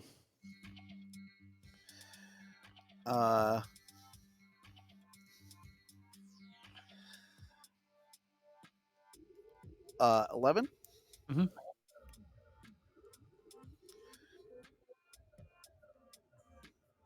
You find, you find Sam Malone. or Malone, comma S. Right. And yeah, height, weight, hair color, brown. You never knew that. It's always been green. Uh, and then under outlier chance, it says 16%. Yeah. Another one you recognize, Cannon, comma V, Veronica Cannon. Outlier 12%. Essentially, I'm going to guess that like no one in an empty bed has a number anywhere near any of ours, even Corey's at 52 or whatever. Yeah, the next highest you see is Richie Estevez, who's like one of your metalhead friends, is at a 25%. Okay. Go back to trying to wake, kind of bring Joni back awake gently. At this point, you're waking up. Okay. Can I tracking error? Don't you have to do like the Disney thing or something? Sleeping Beauty? Did you kiss me? You Is don't that how have. I got awake? Did you kiss her?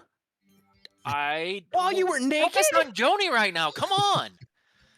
No, you're naked and you kissed. Get out of the vents. Get out of the Deets? vents. Get out of the vents. Get out of the vents. It's not a tracking error, but you can certainly suggest it. It totally should be a tracking. As Joni's eyes awaken, I was leaning in real close. I don't want to alarm you. She's sort of fluttering, like eyelids, like kind of coming around. Corey is naked. What? When you sit up, Where? everyone is. Some of you are wearing sheets, but A others. perfectly placed clipboard. Yeah. All right. So we're all up. Joni Some blushes. more than others. Yeah. Some. We made that joke. All of you hear the double doors open, I raise my bedpan in defense. and you see walking into the room is a figure clad entirely in a bright yellow hazmat suit, who stops and looks at the group of you. You can't see their face through the shield on the hazmat, but you can clearly tell that they are startled. You're not supposed to be awake. I throw the bedpan at its head. I feel like that's a good place if you guys want to take a mid-game break. That's a good place to do that. Yep, That works. that works. 5-minute. Okay. Everybody having fun so far? Yeah. Good. All right. Hello, everybody, and we're back. Hello. And now back to ReMEMOREX. Can I say, sort of like as a tracking error, that when we cut back, we've all shifted a little bit? Like it's very clear this was like a day 1 shoot and a day 2 shoot. Like our hair's a little different. We're in different places. Absolutely.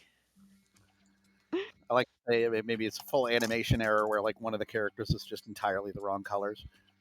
Yeah, there's just something very, very weird about it. I'm going to say Heather actually is a completely different actress at this point. With like a bad wig, but obviously just, yeah. So I'll work with that. Mid-season casting change. Right. Mid-episode casting change. From Molly Ringwald Please, to who cares? okay. So yes, when last we left our intrepid heroes, some weirdo in a hazmat suit has just stumbled into your into the room with you, and I would move in front of Joni, like. So this is what's called crisis action. You know, it's combat, but like it also would be like, you know, a fire or like an earthquake in this case. So with crisis action for initiative, everybody rolls your highest active. Remember, with perception, which is one of the most common rolls, it's your highest passive. Now it's your highest active. For Ringwald, that is 5 dice. For Joni, it's 6. For Dietz, it is 4. And for Corey, it is also a 6. So I got a I- 27. I got a 20. I was happy with my above average 16. Okay. I just got you beat with 18. Joni, what are you doing? Uh, You can like That- hold it- your action and wait and see what other people do. That's an option. but there's a guy. So it probably would be grab nearest thing and throw. Oh, clipboard. There's probably a clipboard around, right? Or charge there- him with a gurney. There's a clipboard next to your back. Actually, the closest thing to you is the IV. That's that little wheeled stick thing that the IV is coming from. The metal Can stand, I yeah. throw the bag that's on it? Sure. Because that feels throwable. The stand does not feel throwable. So yeah, Joni grabs the bag off the IV stand and chucks it at the hazmat guy.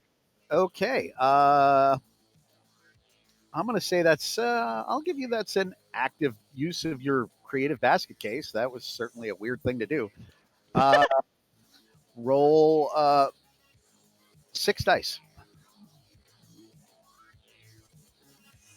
28. That connects. The bag hits him in the face. It sprays all over the front of the hazmat suit. He staggers backwards, or she. You can't really tell, or they. And then who was next after a 27? I had a 20. Okay. What are you doing? We're running and tackling so they can't get away. That sounds to me like no pain, no gain. 4 dice. I'm in it. To win it. 13. Oh yeah, you knock them down.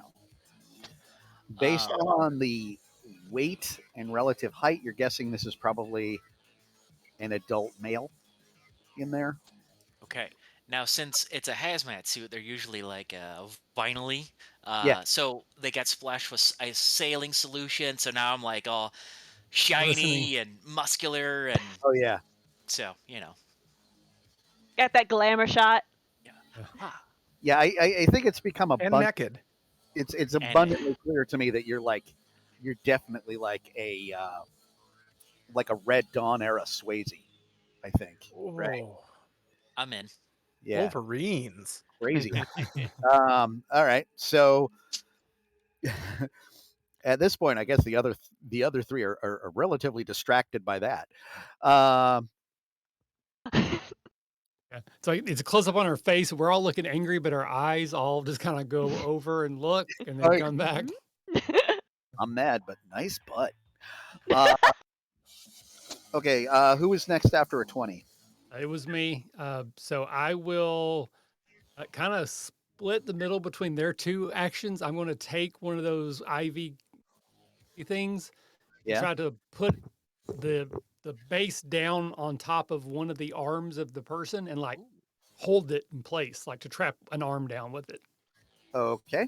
I would say that's a resourceful criminal check. So 2 dice. 7. They're already down. Yeah, you just bang it down on their so you've got you've just banged their elbow down on the concrete floor and holding them in place. So you might have broken their arm. Oof. You hear a male voice cry out when you do that. I'm not sorry. They were holding something attached to like a machine that they had over their shoulder, which they have now dropped. It's letting out this sort of loud, resonant clicking noise. And then that leaves Heather. Does the clicking noise, is it the box like rectangular in shape with a little dial on the top and a handle? Yes. I've seen Red Dawn Right. because Well, I've seen it 3 times because our last 3 dates, Corey's taken me there. But how fast is it clicking? Faster than you'd like. Okay. Get on him. Just stop him from doing anything. He's got one of them Geiger counters. On it. And she runs over and like I'm gonna try and like grab the helmet and like yank it off.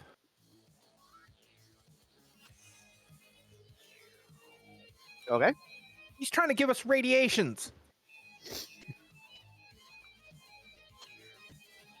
The B-roll actress is not as smart as the A-roll actress and is Southern, by the way. Just Yeah, I noticed that. Yeah. You pulled off the helmet. It's a middle-aged African American guy with a mustache and glasses. He looks pretty terrified. He's like, wait. what are you doing to us? It's an experiment. I can't say anything else. You better say anything else or something else or do something. I mean, Corey, make him talk. I'll like spin around so there's like that naked body on oil rubber, like, and put him in a full Nelson, a wrestling move. Okay.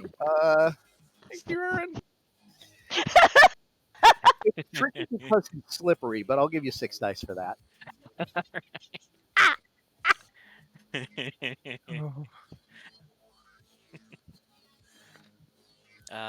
14 plus 3 is 17.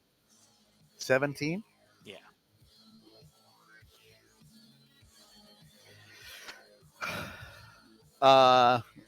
Yeah, you've managed to get him into a fight. I mean, he's not a fighter. You get the sense this guy is probably a scientist. So he doesn't seem to be like he's not prepared to go toe to toe with somebody maybe a third his age. Yeah. I'm spry. So yeah, you've got him in the full Nelson. The hardest part was really just that it's very slippery and you kind of had to get the lock on him. But you got him in the lock. You're pretty sure that the one arm is sprained, if not broken, because he doesn't seem to be able to use it. He's not putting up much of a struggle. And then try to drag him, like kick the doors. Someone close the doors, and I'll drag him like to the side where he's not visible in the window of the door. Okay. And then I realize all the tinted windows above. I'll like grab the Geiger counter and then close the door. All right. And does the clicking, as I get closer to the door, does the clicking stop, like slow down? A little bit, yeah. What are you asking this guy? He's just going, ow, ow, ow, ow, as you've got him. Sorry. Sorry? I don't want to hurt. Ask him questions. What's going on? We're gonna hurt him if he doesn't. Who are you? Tell us what he's doing.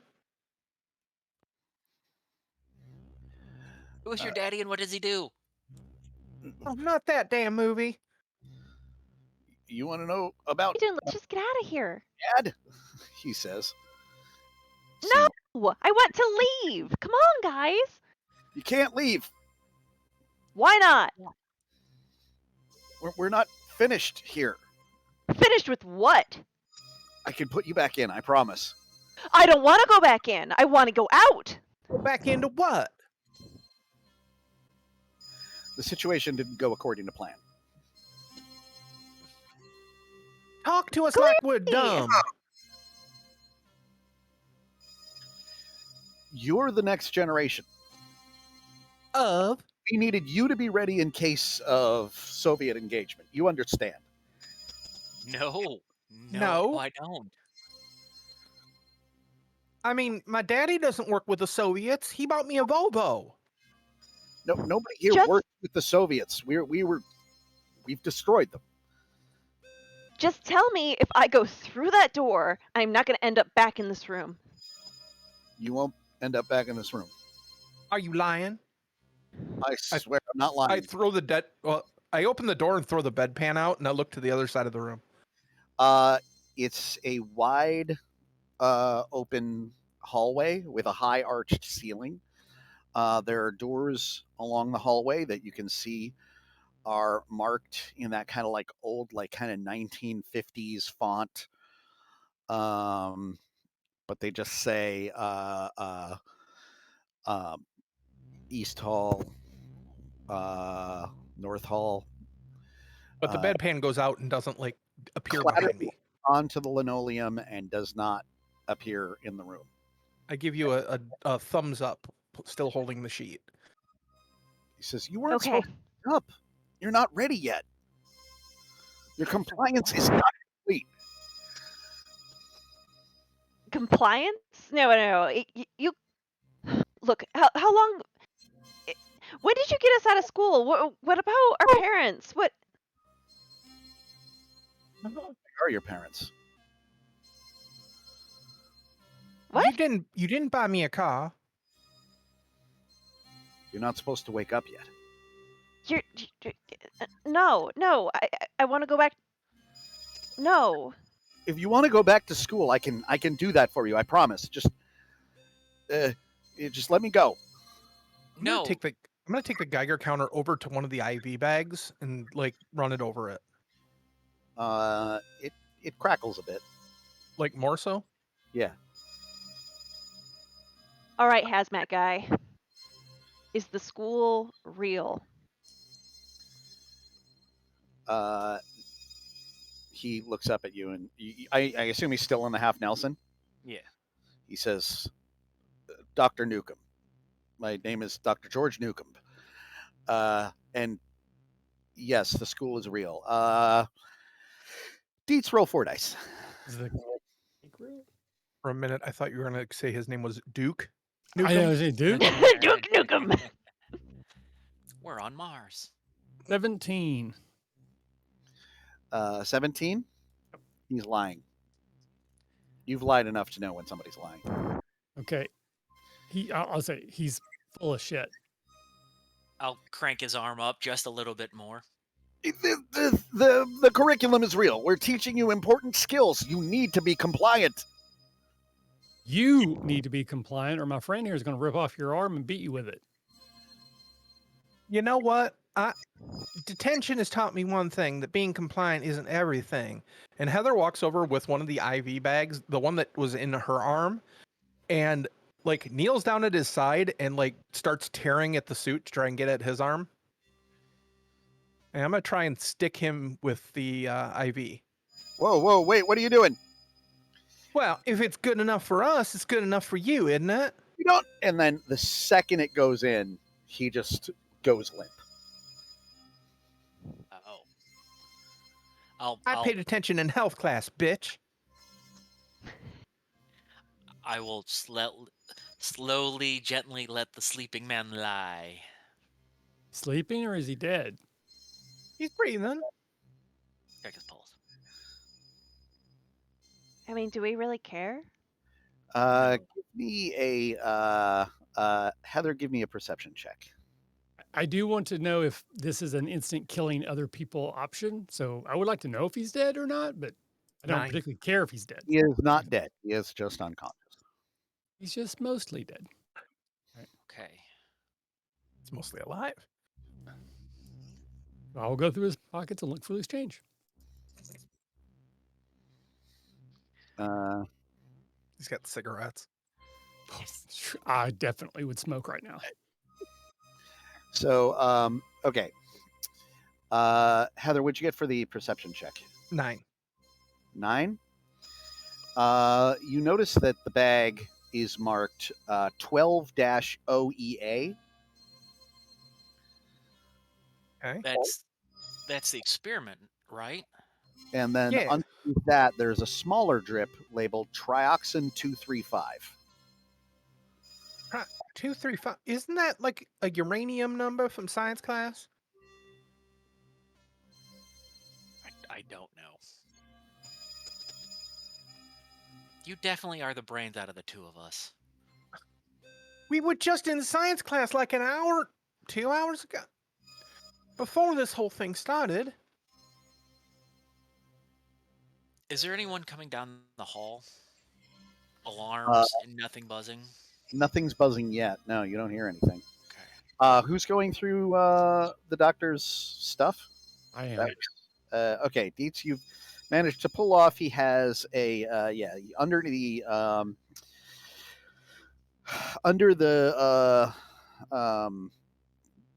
hazmat suit. He is wearing a button down with a sweater vest, a pair of slacks, and some sensible shoes from J.C. Penney's.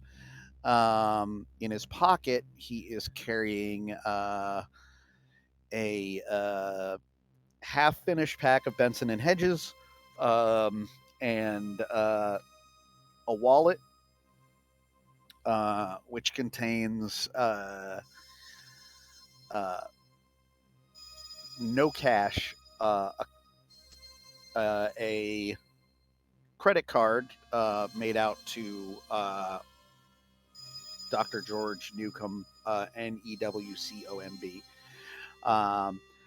And he also has a driver's license, and then there's like a weird ID badge that he has on a lanyard with a weird black stripe on the back of it, like you've seen on credit cards. All right, I'm definitely taking that. I'm gonna look at his ID. Is it state of Ohio? Is it like a different, like the USA, or is there different technology on it than I would not expect? There is a Washington, D.C. driver's license, and then another ID that says that he is a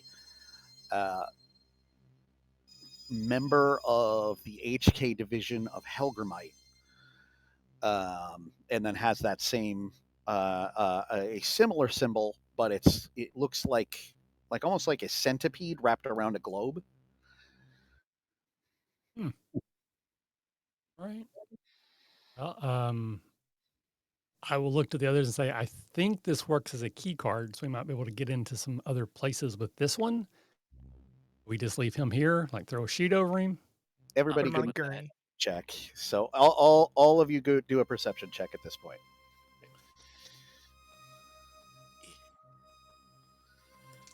There we go. 8, 16. 12. 22. Everybody here beat a 10? Nope. Okay. Corey, you don't hear it, but the rest of you hear boots marching in unison down the hall, and the hallway goes for about another 30 yards, and then it's a T intersection. It sounds like they're coming from the east and headed west. Is there anywhere for us to hide here and there, like a room we could duck into or something like that? Back into the room with the gurneys, or there's a supply closet. Do we go into the supply closet or do we make a run for it? Heather grabs the credit card because she has priorities, and then heads for the supply closet. Okay. Seems like a safe place. Inside the supply closet, you can see there are on the walls, because I am a merciful GM, hazmat suits on one side and jumpsuits on the other, like full body Jumpsuits. and boots. Oh, yeah, good. Okay. So, jumpsuit and boots Looks for me. regulation for me. This is off the rack. Like, I can't believe this. Look, we're trying to blend in for once. Just put it Fine, on so fine, we look like fine. we I belong grab- here. I grabbed the nearest thing, which happens to be a hazmat suit. Wonder, yeah, we'll probably have one of us in that might be a good idea. Oh. Keep that Geiger counter on you, maybe. Mm-hmm.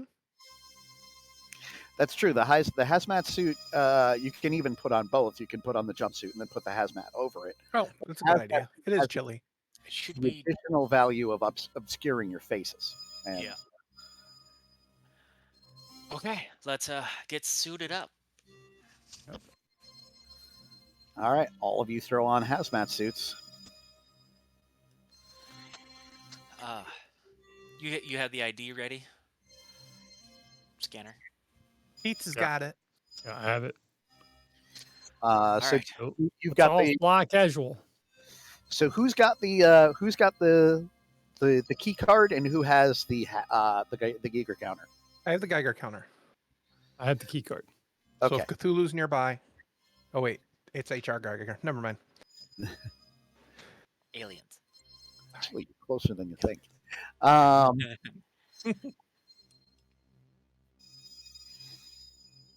All right.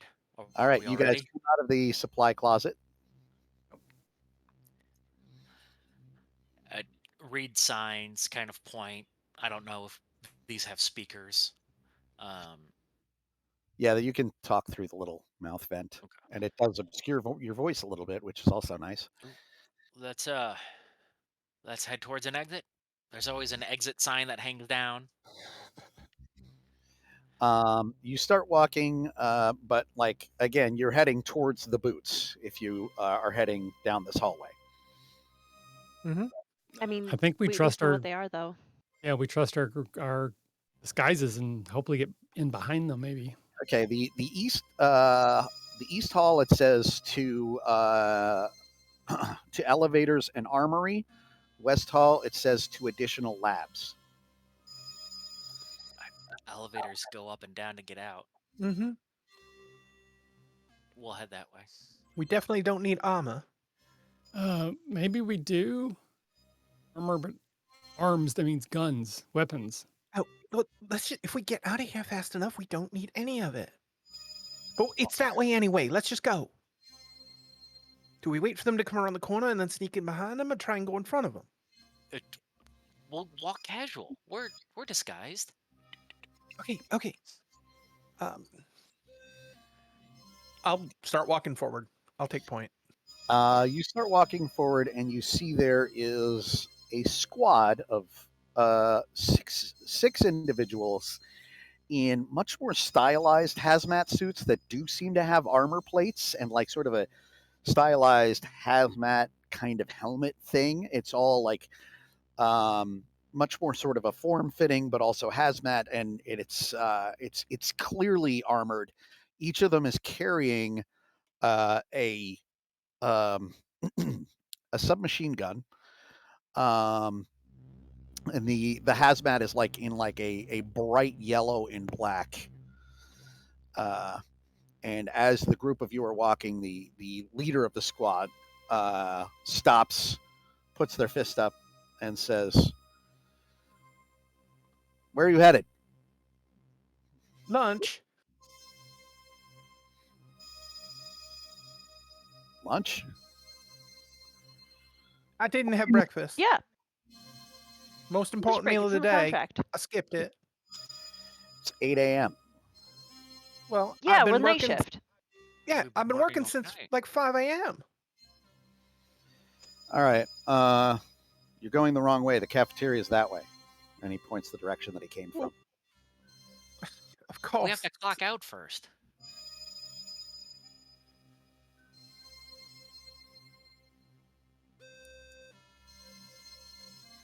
You know what? We'll just have lunch on the clock. Let's go to the cafeteria. And I start walking that way. Okay. Look, I'll follow. it doesn't matter to me what you do, but Hartshorn's on the warpath. You're going to want to keep an eye out for her. Nobody wants to cross that bitch. All right. What Thank you, will gentlemen. Medusa. And he walks away. Do they go around the corner back towards where we were? Yeah. Right for the elevator. Yeah, as soon as we're Everyone out, real there's quiet. not sight, we go run. Tiptoe. No, where you go? You start running, and yeah, sure enough, there is like a almost hotel-like bank of elevators at the end of that hallway. 3 on one side and 3 on the other. Up or down? Um, Up. Up. Let's see what the numbers are first. We could be in like Oh, a sub basement. So we need That's to true. We need to find out what floor we're on. In evil movies, everybody has an underground lair. there's no numbers next to the. It's just a up or down. I push up. All right. Can we push up on all of the elevators? Yes. Okay, that's happening. Whatever comes Well, first. I was actually going to Christmas tree it, but that we yeah. Yes. You just All do buttons push. Save that for when we get in the elevator. Yeah, No, wait. well, that's for not all the the ones. other Yeah. elevators, so that they're out of commission for a while. Ooh.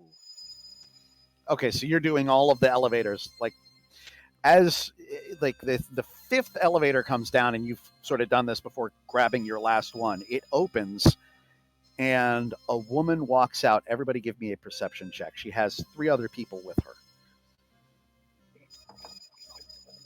3. 9. 3. All ones. Come on, Joni. 10. Nice. Uh-huh. You got a 10? All right. The woman comes out. She has, she's like, she looks to be in her mid 30s, red hair tied back, like a light, sort of bit of freckles on her cheeks. She's wearing glasses, a very important looking sort of business skirt, and the big shoulder pads, but she's thrown a lab coat over it. And she's reading some other clipboards that are handed to her by like a couple of other scientists. There's 2 other men and a woman with her. The woman, Joni, you recognize the other scientist that's with her as that's definitely Mrs. Bell, who's handing her a clipboard. She says, just run the same simulations as we always do. We're going to have to do one post, one during, and one before. We're going to lead up to it because otherwise they're not going to be prepared. She turns to look at the group of you and says, have any of you seen Nukem? I think he went back over Lunch. He went to go get breakfast. I want to think that we all pointed in different directions, though. It was great. Yeah. From my point of view, like all of your little windows, you're all pointing in different ways, like Brady Bunch style. It's great. And she just rolls her eyes. She says, he's supposed to be watching the subjects. Do you know where he is now? Cafeteria. Subjects. Yeah, he said something about subjects. But he had to get lunch first. Breakfast. Breakfast first. At that point, she turns and starts walking away from you, and then the alarm goes off. Oh, no. Into the elevator. Into the elevator. Yeah. Push everybody in. Let's go. Okay, I guess it is. Yeah, it is time to run. I'm going to say I'll give Corey 6 dice. Heather, maybe active material girl 5 dice. Joni, active basket case 6 dice, and I would say for Deets, you know when to run, roll 4 dice. 25. You're on that elevator and hit those buttons. I got a 24. 20. Yeah, you guys, you are ghost. 14. 14. 15. All of you just hit the, and like, the woman with the red hair turns and says, "Stop that!" And you just see the doors ding. I flipped the bird right as the doors closed. However, it's not moving. There is a small code next to the elevator. It's like the Cardi Little thing. plot and like numbers. It's like a small calculator next to the door. 235. That was what was on the bag. Try that. You're hitting 235. Sure. The elevator shoots down. We wanted to go up. And you are hearing the alarm. Well, we're going now. If Possible not, outliers have breached the facility. Alarm. possible outliers have breached the facility. Yeah, we'll see where it goes. I mean, I Yeah. guess, can we recode it in mid-transition? What are you doing? You gonna? I was gonna do 1986. Are you swiping the card again? It's not taking anything until you swipe the card again. Oh, Yeah. You swipe it, Yeah. 198. It stops and then shoots upwards. oh God. So higher numbers are lower. So maybe 1 0001. 0001. 001. It shudders for a second, and then I don't know if you've ever been on one of those like high speed. Yes. Like, in the Is Sears it a Tower. Wonka-vator? Are we going outside? It suddenly you can kind of feel the blood sink into your body as you're like Huh? launched upwards at really high speed. Ride this till it stops. And the doors swing open. What do we see?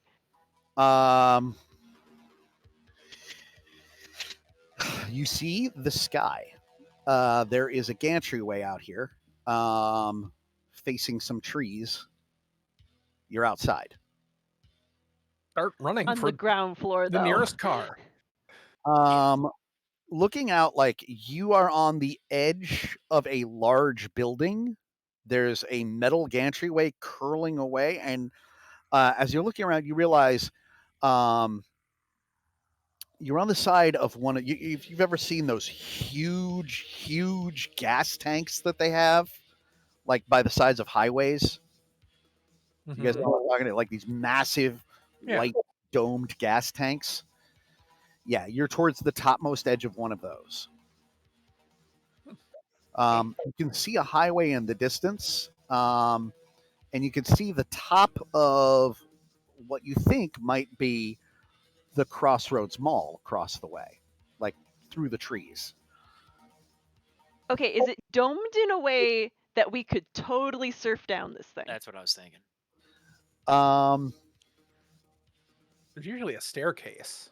Yeah, you're coming out but on. that's lame.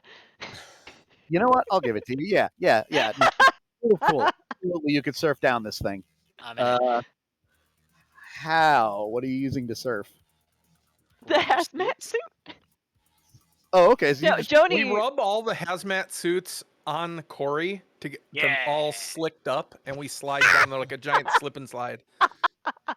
okay. What stat do you want to use for this? Creative? Yeah, I'm going to say absolutely a basket case check for Joni because this is what a basket case would do. She also definitely still has the sheet toga going on rather than the jumpsuit. She wasn't going for that. All right.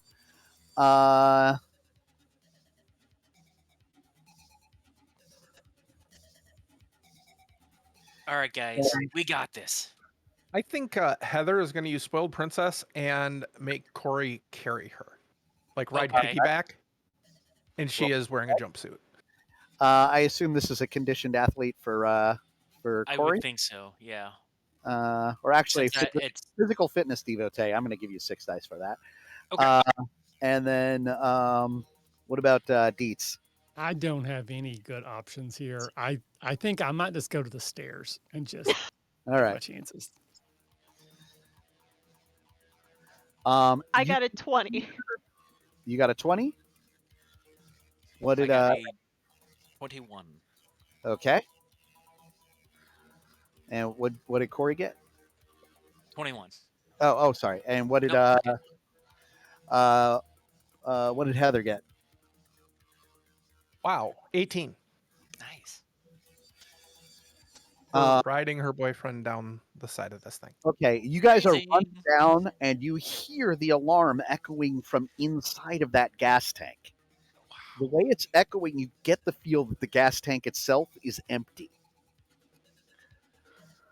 That was possibly the domed room we were in. Mm-hmm. And then You, as you guys are running down, you can hear a loud metallic clunk, and then the sound of large engines moving. You guys are running at top speed. Once you hit the ground, you're running towards the tree line, and you hear the sound of engines, and you see a large black. You can't really make out what kind it is. You've never seen anything quite like it. Some kind of VTOL or helicopter lifting out of the dome like it's a massive aircraft hangar hidden by the side of the road. I don't think that was the room we were in. Nope, no, it wasn't. Deets, you're coming down the stairs, so you can't get to the tree line in time. What are you doing? You can see like it is early evening out here, and they've snapped on like the lights, and they're like sort of scanning outside with this helicopter.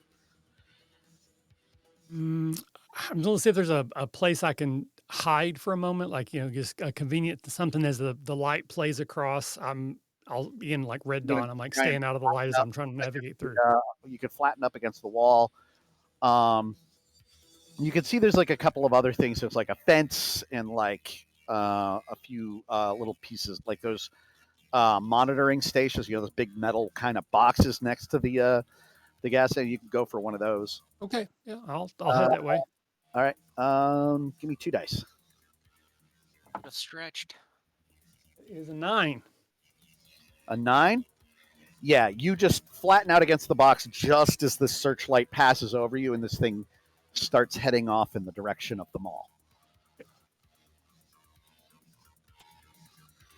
So I'll try to reconvene with everyone at the tree line.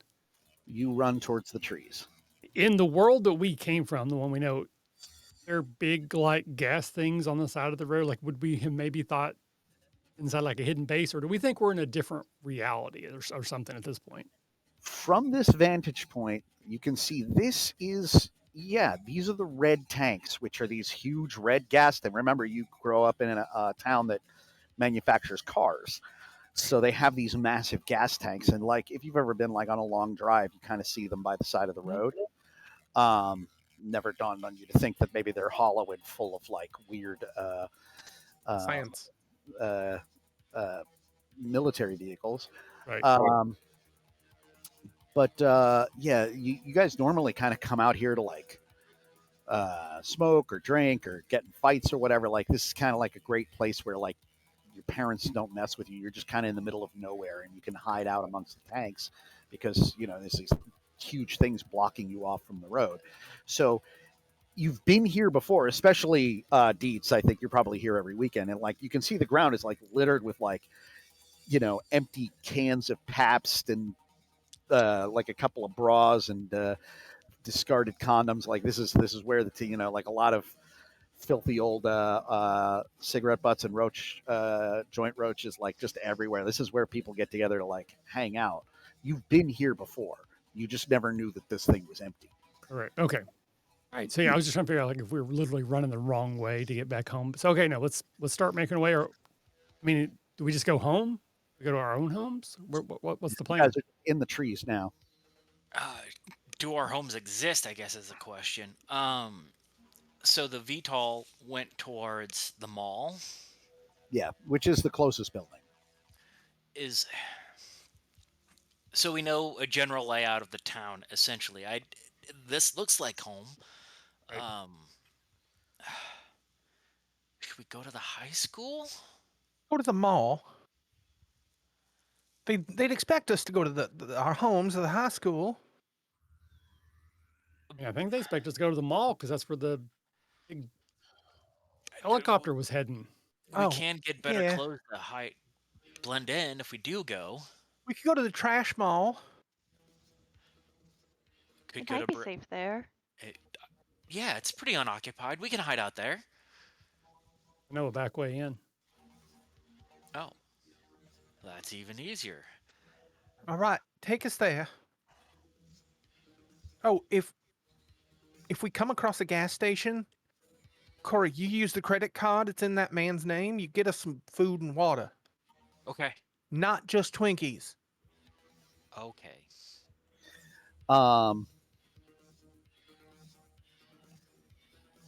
You We're gonna guys, have to ditch the hazmat suits. We just rode down them. That's true. Why did you put yours back on? Because it's warm. yeah, I think they're probably ruined by the trip. Yeah. It's like a big, old, like yellow streak down the side of this dome. You guys are moving through the trees towards the road, and when you get closer to the road, you can see a couple of cars, but they're not moving. They're just stopped. Like a parking lot? Yeah, just stopped in the middle of the road. Oh. Do they Are look like there they've been people there in for a while? Sorry. Looks like they've been there for a while. As you get closer to it, you can see, yeah, there's one car that's closest to you that's just in the ditch on the side of the road, like it went off the road and into the ditch and just got left there. It seems to be covered in a thick layer of dust. Then beyond that, you can see what looks like an 18-wheeler, a bus, and a station wagon, like all kind of next to each other. The bus is on its side. The 18 and all of them are just stopped, all of them covered in a thick layer of dust. So no, this isn't where we came from. No. We're not. No. We're not home.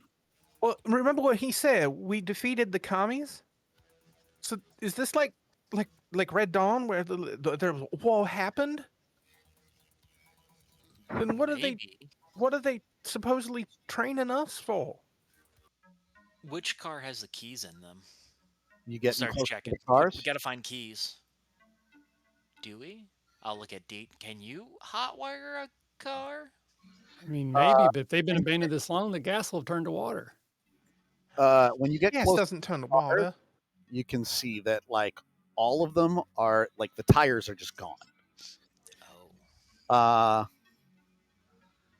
Behind the wheel of each of the cars is a rather charred, and at this point overgrown skeleton.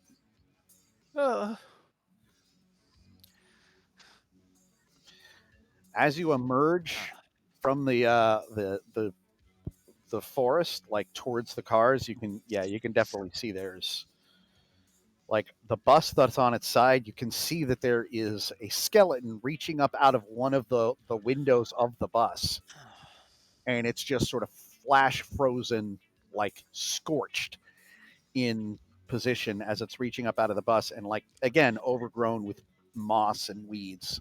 I'm gonna swing the Geiger counter to point to walk towards it. Does it start clicking faster? Yeah, it's clicking like crazy up here. Everything's clicking. I think there might have been a nuclear war. Like the Cuban Missile Crisis type thing? This looks Except way it happened bigger. like in that movie we were talking about. Okay.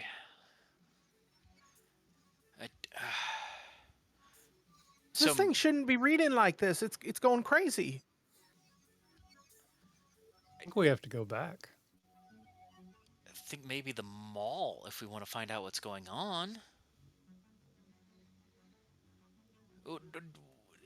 We're already headed towards the other one, so I mean, how if we far? This is a wasteland. Like, there's not going to be anything there for us. well, if we go back, they're just gonna like do whatever they were doing to us again. Didn't stick around long enough to find out. Maybe, I don't know. This isn't right. We can't survive. Did you sign up for here. this though? I didn't sign up for anything. I'm not a joiner, remember? Yeah, Step I on that know. basketball team. Okay, well, I guess vote. We abandon mall or active mall. I'm with you. Wherever you go. Okay. We could be the last couple on Earth. I kind of look around. I think that's okay. Yes, agreed. Tony? I vote of abandoned mall. Something's wrong, and I don't like it. I'm Right. kind of for abandoned mall. I'll lead the way then. Okay. Hey, Deets. Mhm. I'm sorry about that time in like middle school when I like replaced your shampoo with the hair dye. All right. I look You're better all as a right. brunette anyways. You're all right. Purple was always more your style. Exactly, yeah. Made me the person I am today. All right. So I'll lead us to the abandoned mall. I'm so sorry. You start walking past, and sure enough, as you get past the 18-wheeler, you can see the smoking ruin of the Crossroads Mall. Oh. Of Crossroads or the other one? Crossroads is the nice mall, and you can see it's still smoking, and Oh. you see the helicopter that's circling it. Like they destroyed it? Like something, yeah, just completely leveled it. Oh. As you're walking, you can see in the distance there's a Shell station by the side of the road, also pretty badly burnt out. The pumps are clearly have burnt down to almost nothing, so it's just kind of the building. Say it again. I don't think we're going the right way. But I'll beyond keep that, leading you, but I don't think we're going to find what we're looking for.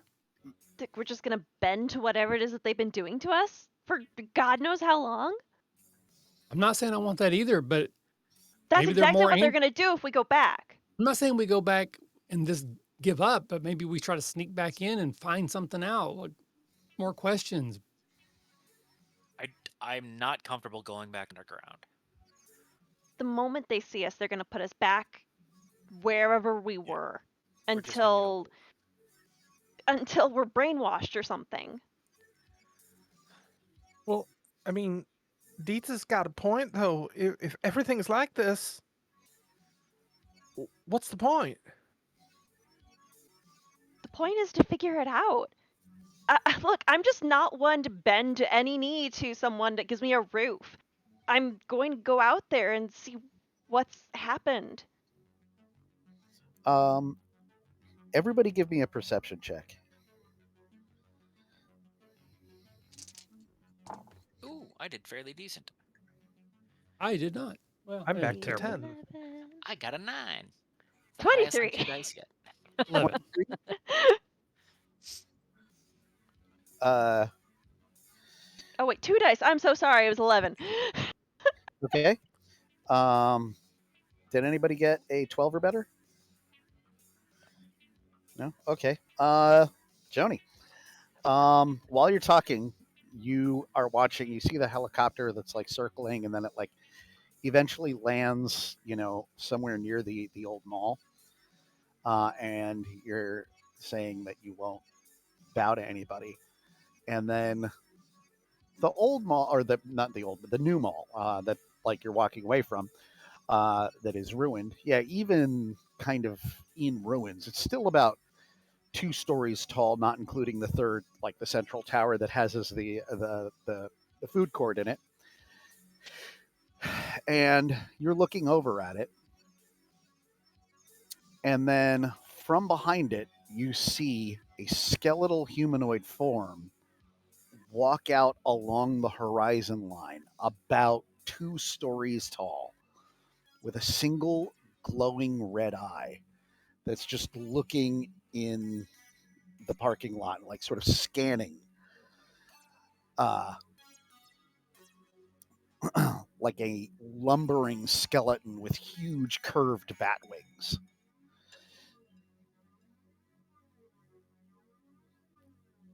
I want to Hey take another guys, look vote. at that.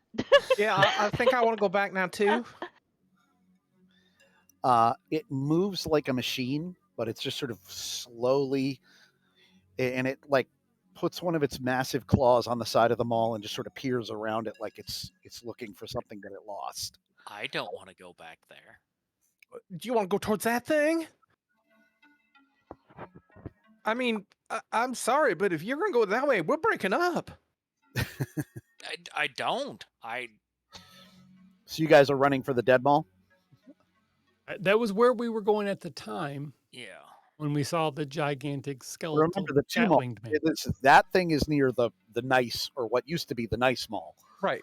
We were going to the other mall. Together now, so you guys. There's a gas station nearby, There's a and Shell. it's only a shell, and it's only half burnt down. Maybe check there to get figure out what time it is, where we're actually at. See if the payphones work. You run up to the shell.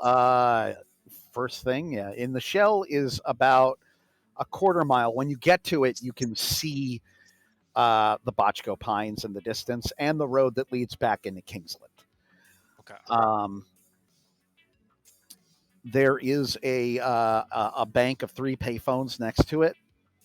The front, you can see is all kind of melted, and the glass is melted out of the front of the little store attached to the gas station. Gas station convenience stores weren't as big back then. They had some motor oil, maybe some candy, and that was about it. And there's the shelves where the newspapers and magazines would have been, but unfortunately there's been a fire, so they are Okay. paper. So that didn't work out. The payphones are charred, but one of them seems to be mostly intact. I'm gonna. I don't think about it, but I try and call my daddy. I call his office. You pick it up. Mhm. There's no dial tone. I flip the little hang up thing 10 times, like I The see him do dial on TV. Comes on. What was that? The dial tone comes on. Oh, thank God! And I punch in the phone in your hand, while you're reaching, rings. hello. I take a step backwards from you. You hear a little girl's voice. You're still alive. Yeah. They're building you for this. Find me. What? And then it goes dead. Little girl. I hit the thingy again. What did you hear? It was a little girl who said, "You're still alive. They're building you for this. Find me." And then she hung up. It was very rude. Any of you all know a little girl? No. I mean, we could check out the Winnie the Pooh nursery down on Route 4. Maybe she's there. Is her voice familiar? No. You don't recognize it. The only 2 kids I babysit for are rotten little brat boys. Let's hit the mall. Maybe they'll have something. That one we were going to, or at least in that general neighborhood. All right, let's go. I don't want to go towards that skeleton thing. Mm-mm. When you look back, it seems to have disappeared. Oh, great. It's invisible now. Now it's worse. It has bat wings. It's flying. Yeah. Look up in the sky. Look around. You see another one of those VTOL things circling. Our way? It's doing sort of a spiral, so it'll eventually come here, but it has not made its way in this direction yet. All right, let's keep getting away from this. We'll stay under cover because I assume at some point the helicopter is going to circle over, so we want to have some place to be when that happens. Eventually, you run over to the Botchko Pines, and you can see it's still in better shape than the Crossroads, mostly by virtue of just being a lower building. And from here, you can see the cracked and pitted skyline of the town of Kingsland. the patio furniture store is to the side, and like all the windows are shattered. There are a few cars in the parking lot that are in the same condition, like where they're almost kind of completely melted. The tires are gone. They're just kind of lumps of metal sitting in different parking lot spaces. Are they as charred or less charred? About the same.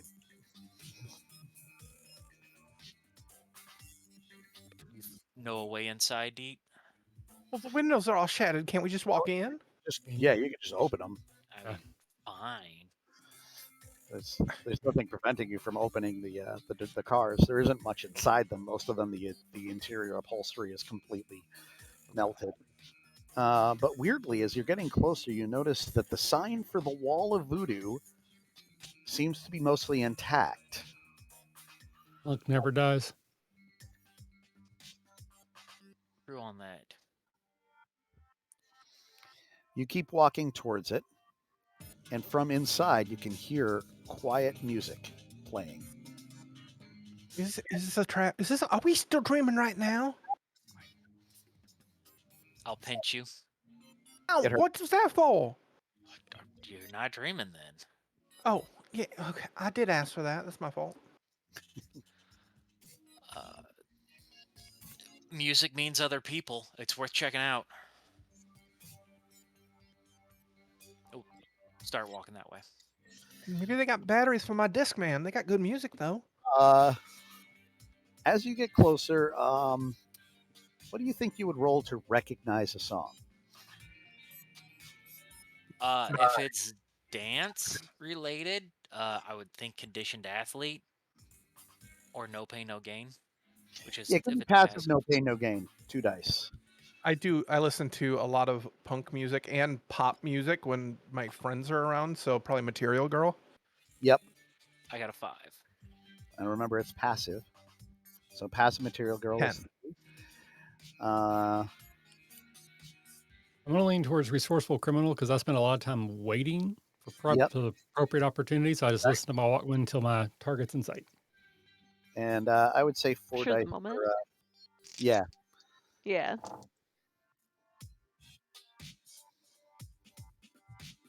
So I got 20. Nice. Do you have like the best dice in the world, Aaron? Yeah. I got little fishies and little reptile eyes. Nice. They're working for you. I don't know. I don't think anything will show up, but this one has little fishies in it. Aw. Did anybody else get a 12 or better? I did. Mm-mm. Okay. Joni and Dietz, as you guys are getting closer, you clearly recognize this song.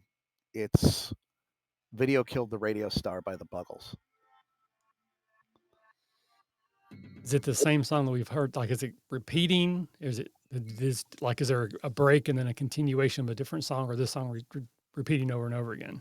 It's just, I mean, how long are you waiting there to hear if it starts over again? It's just hearing as you're getting closer. Well, we're moving pretty slow. I don't know how long that song is, but probably we would have a chance to hear if it resets before we get there. I don't know though. Joni might not be waiting that long. Okay, fair enough. Fair enough. Following. Yep. All right.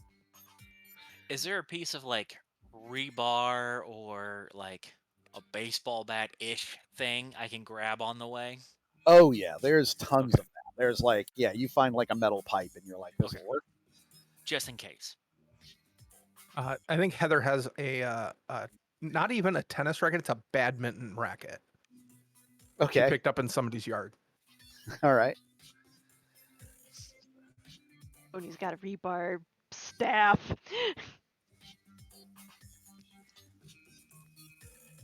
Dietz has got a Glock, probably. I have my knife. Okay. Well, no, I guess I was naked, so no. I'll just have like a shard of glass wrapped up in like some sort of wrap for my hand. Yeah, and we'll walk to the record store, music venue.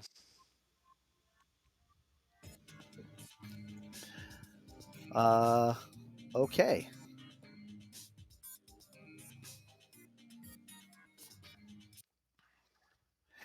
As you're getting closer, you hear a little girl's voice humming along with the music.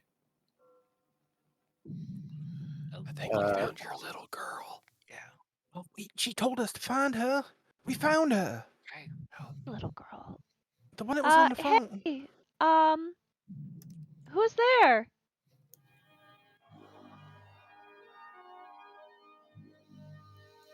Uh,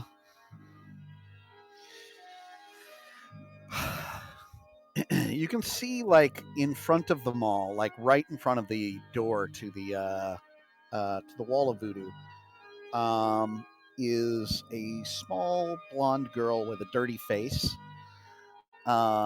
She's wearing a little blue like dress with like little coveralls, like that kind of a style. They're kind of filthy. With little red, the little red coveralls are dirty.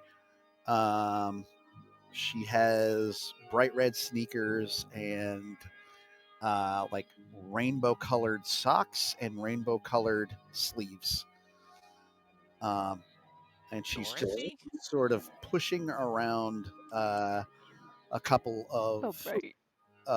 of filthy melted dolls, like kind of doing like the little like I will go to the wedding with you, and she's just playing by herself. That's the Antichrist. My name's Joni. What's your name? She turns and looks at you and then stands up. My name is Casilda. Casilda. That's quite the name. Thank you. Everyone that isn't Joni, give me a perception check.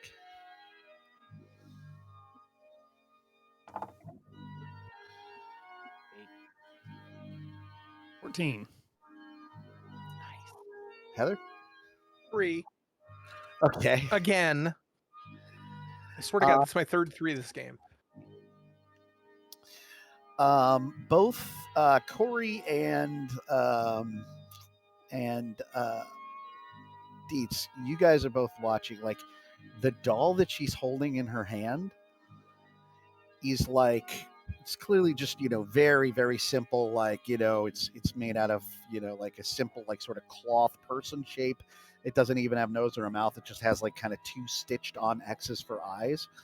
But it's wearing the same white shirt and blue jeans and a little like, it has like a little stripe with 3 circles down one side. It looks like it's a doll of Joni.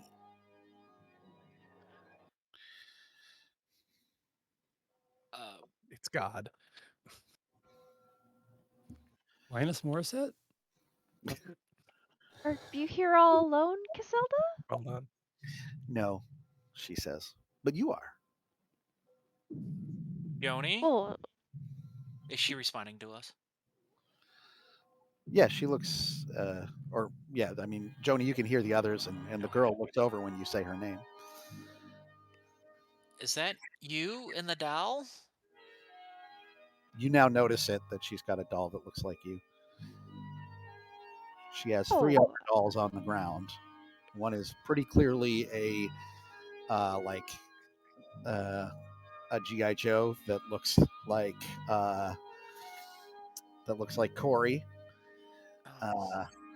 like a kind of like melted action figure at least.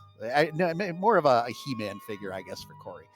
There's more of a GI Joe type, like 3 3/4, like melted figure that looks like Dietz, and a battered Barbie doll that looks like Heather. Great, I'm weird Barbie. Hey. You're totally- What are your dolls' names? She looks at them and then gives you a big smile. You know their names, she says. Casilda, why do you have dolls of us? No, somebody has to look out for you. I'm not following. I think we're a little confused, honey.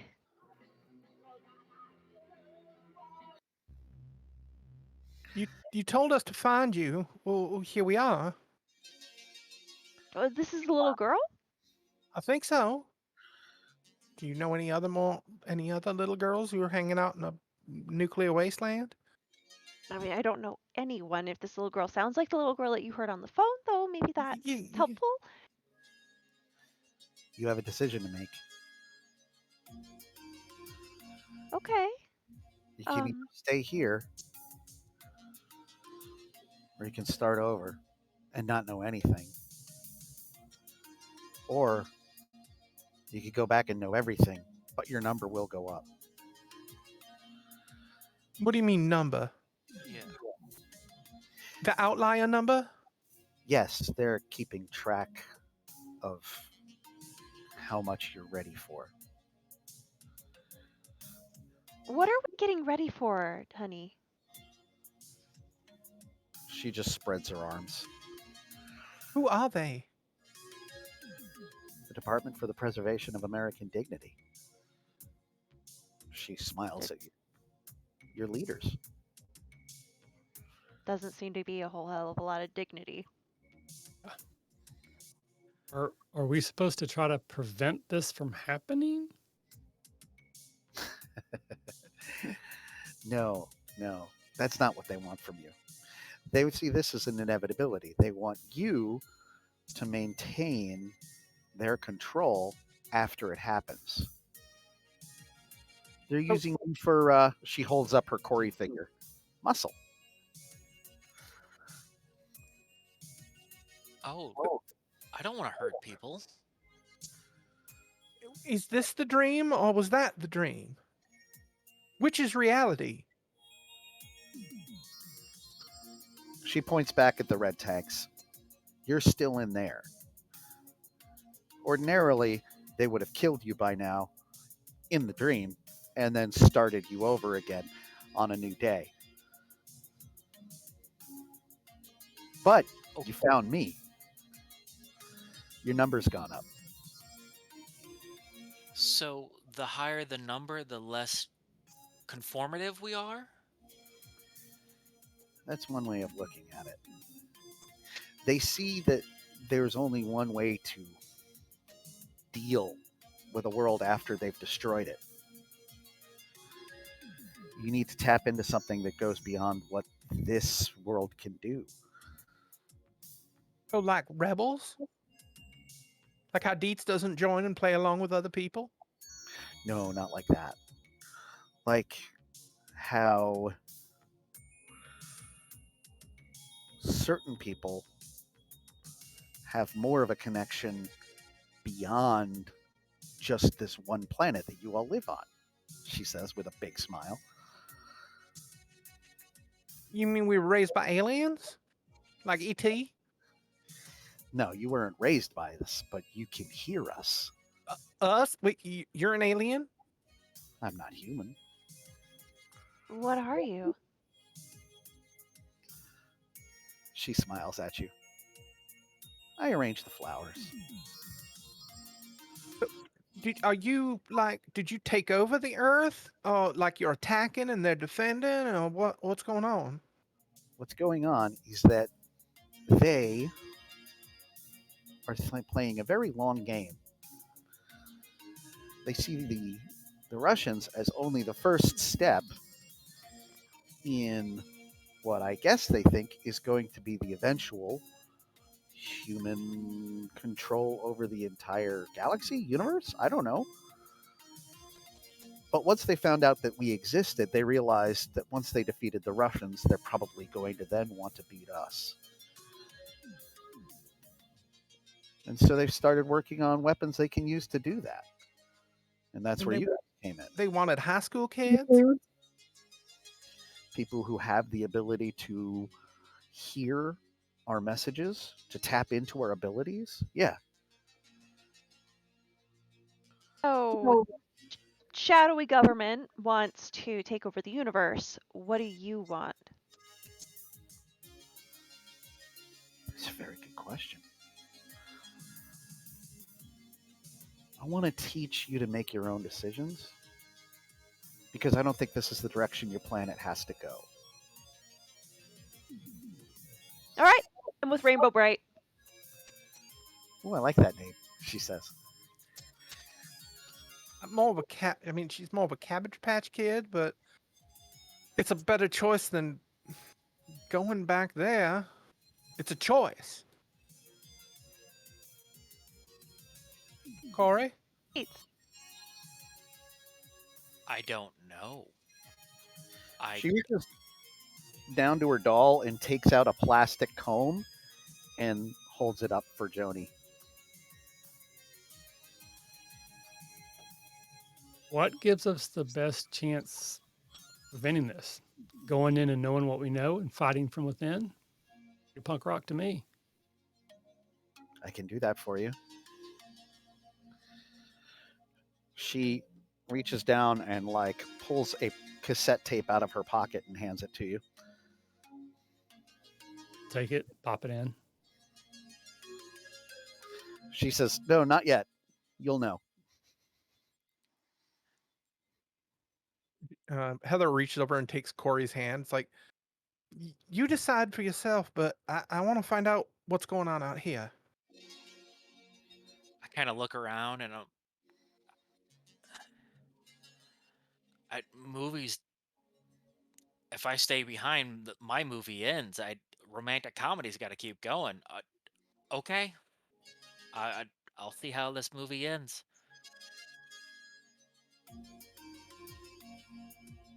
Looking at the little girl, we're in. We want to stay out here and learn. You want to learn? Yeah, I think Yeah. so.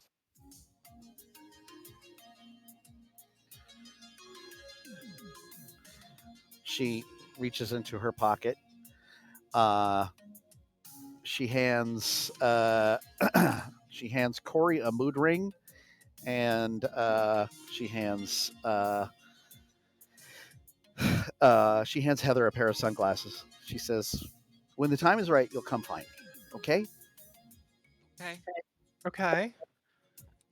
what do we do in the meantime? Wake up. You're really good with those vague directions, you know? And she says that, you all hear an alarm. Like the alarm from my bedside table type alarm? Like the sound of your of the Homeroom bell? alarm of the homeroom bell. I guess the tension's over. Your heads pop up off of your desks. And you can see that Mrs. Bell is looking over her copy of the Enquirer. She folds it up. So it turns out that Steve Austin is not made out of bionics, but he did require $6 million for the final season of the show. You're dismissed. Look around at the other three. I checked my purse. Is there a pair of sunglasses in there? Each of you feels a quarter in your hand where you were holding the item before. Okay. Immediately look at the flag on the wall. Is there 54? It's the usual 50. Everything is back to normal. I start getting my books together. Yep. Pick up my basketball. You Look guys around. gather your stuff. You head home. You go to bed that night having strange dreams of this little girl. And then the next morning, you all feel this sort of strange pull in the direction of Botchko Pines. Each of you finds your way there, either taking your own car. I assume that Heather has something probably like a BMW. Daddy bought me a Volvo, and I'll pick up Corey. Sounds like a plan. Or your skateboard, or hitching a ride with your younger brother. on his dirt bike. And sure enough, you all sort of arrive at the same time, standing in front of the glass doors to the old dirt mall. Inside, you can see, the empty hallways, the empty storefronts. In the centerpiece, as you're walking through, you can see there is a couple of flickering neon lights from some long forgotten food court. There is a central fountain that long since no longer has any water in it. And just beyond that, towards the left of the Road to Ruin record store, you can see there is a flickering light over a decrepit old vending machine that is marked Casilda's Treasures. And it has little plastic capsules lined up in the front of the quarter machine, inside which you see a small comb, a ring, a pair of sunglasses, and a cassette. And that has been ReMEMOREX.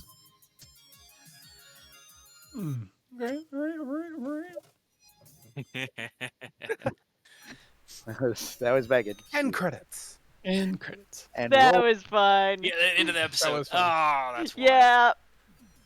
That was really Interesting. cool. Very interesting. Mm-hmm. All right. Well, I'm back on. It's an audience and everybody can hear me. So, Sean, thank you so much for bringing the game today. Really do appreciate it. I'd love to, if you guys ever want to do like a sequel and keep the story going, I'd be happy to do that. Most definitely. And I would like be way down for that. This is Yeah. really Yeah. cool. the continuing adventures of the Detention Club, I would be into that. The Detention Club 2, Detention Harder. Right. Let me know when and where you guys want it. I would be all over it. I have to know if Joni learns the dance moves. Oh yeah, we gotta see the big performance. Yeah, no, I'm super down. If Right. we're doing this again, this would be great. Awesome. I'm Well, right hey, down mood.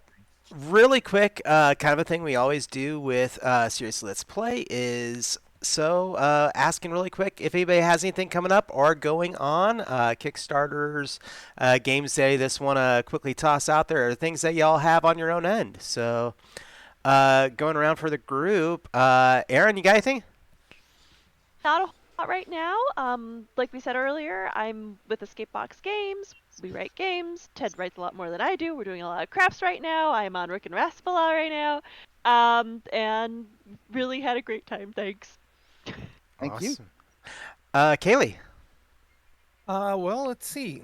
I'm trying to think. On Monday night, you can find me over on YouTube /@SmugglersBlues for our continuing long-running Star Wars actual play game. Next Saturday, you can find me right back here. We're playing Capers Cyber by Nerdburger Games. That's going to be a lot of fun. And then the following week, you can find me over on the Identico Twitch stream playing Chaos Incorporated. So, Awesome. Michael. So I have a Kickstarter running this very second. It's got about 4 days left for a Catacon, which is the small gaming convention I lead, but lots of people help me with that. So if you want to come play games with us in Dayton, Ohio in November, the Kickstarter is running now. As soon as it ends, you can get tickets other ways. I have my game Action 12 Cinema, which is a GM-less zero prep game that uses D12 dice for B-movie action. And I do all kinds of stuff on the RPG Academy. We do streaming pretty much every other week, and we have a bunch of podcasts. So just search the RPG Academy and come find us, do something with us. Absolutely. And I will say that Rook and Rasp and Gunnerpunk will actually be at a Catacon this year. So be sure to check that out as well. And Greg? I'm Greg. I own Amora Games. We have our sequel book to Art of War for Savage Worlds. It's the kind of a GM's companion that's coming out. Then we have a Morkboard compatible version, kind of a post-apocalyptic Dynasty Punk-ish type thing. And then we got a bunch of other Savage Worlds coming up down the pipeline, so I'm pretty excited. And some Forged in Dark where you're werewolf pirates. So that'll be a lot of fun. oh my Sweet. God, I love that. And Sean. So I am RM Sean Jaffe. I am with Nerdy City. Obviously, we have ReMEMOREX, which is our big flagship. We just did a hardcover for Commandroids, which is set in this same universe, but with giant transforming robots. There may have been a cameo from one of my favorite villains in this game. Might have happened. I'm not going to say yes or no. And we are going to be doing a Kickstarter in the next coming year for Holomatics, a New Wave Order that is also set in this universe, but brings in a lot of sort of Barbie and the Rockers and Gem and the Holograms meets John Carpenter and Buckaroo Banzai. So we'll probably be I doing wish that. to play test this very much. If you want to, I'll throw that together right now. Like obviously, Heather was on her way to she's steamrolling towards it as fast as she possibly could. But yeah, I will be doing play tests of that. Let me know when you want to do it, and I'll be happy to do it. I actually run it every Tuesday here in Jersey City, but we're going to be doing a big Kickstarter next year. I think around April or May. So that's something to look at. But in the meantime, find us nerdycity.com. Awesome. All right, and everyone, be sure to come back tomorrow. We're not going to be here on Twitch. We are going to be on YouTube on our channel, which is basically youtube.rookandrasp.com, or sorry, youtube.com/rookandrasp. And we will be back on tomorrow with Wedding Games Psychic Kids. So we're kind of sticking. We actually have several games this year that we're going to be having where it is kind of the kids on bikes genre. We've got Gas Bashers and a few more coming up. So in October. So be sure to come back for that. But in the meantime, get out there, enjoy, have a wonderful Saturday. Still plenty of daylight left to go out and have a great time. And as always, hey, seriously, let's play.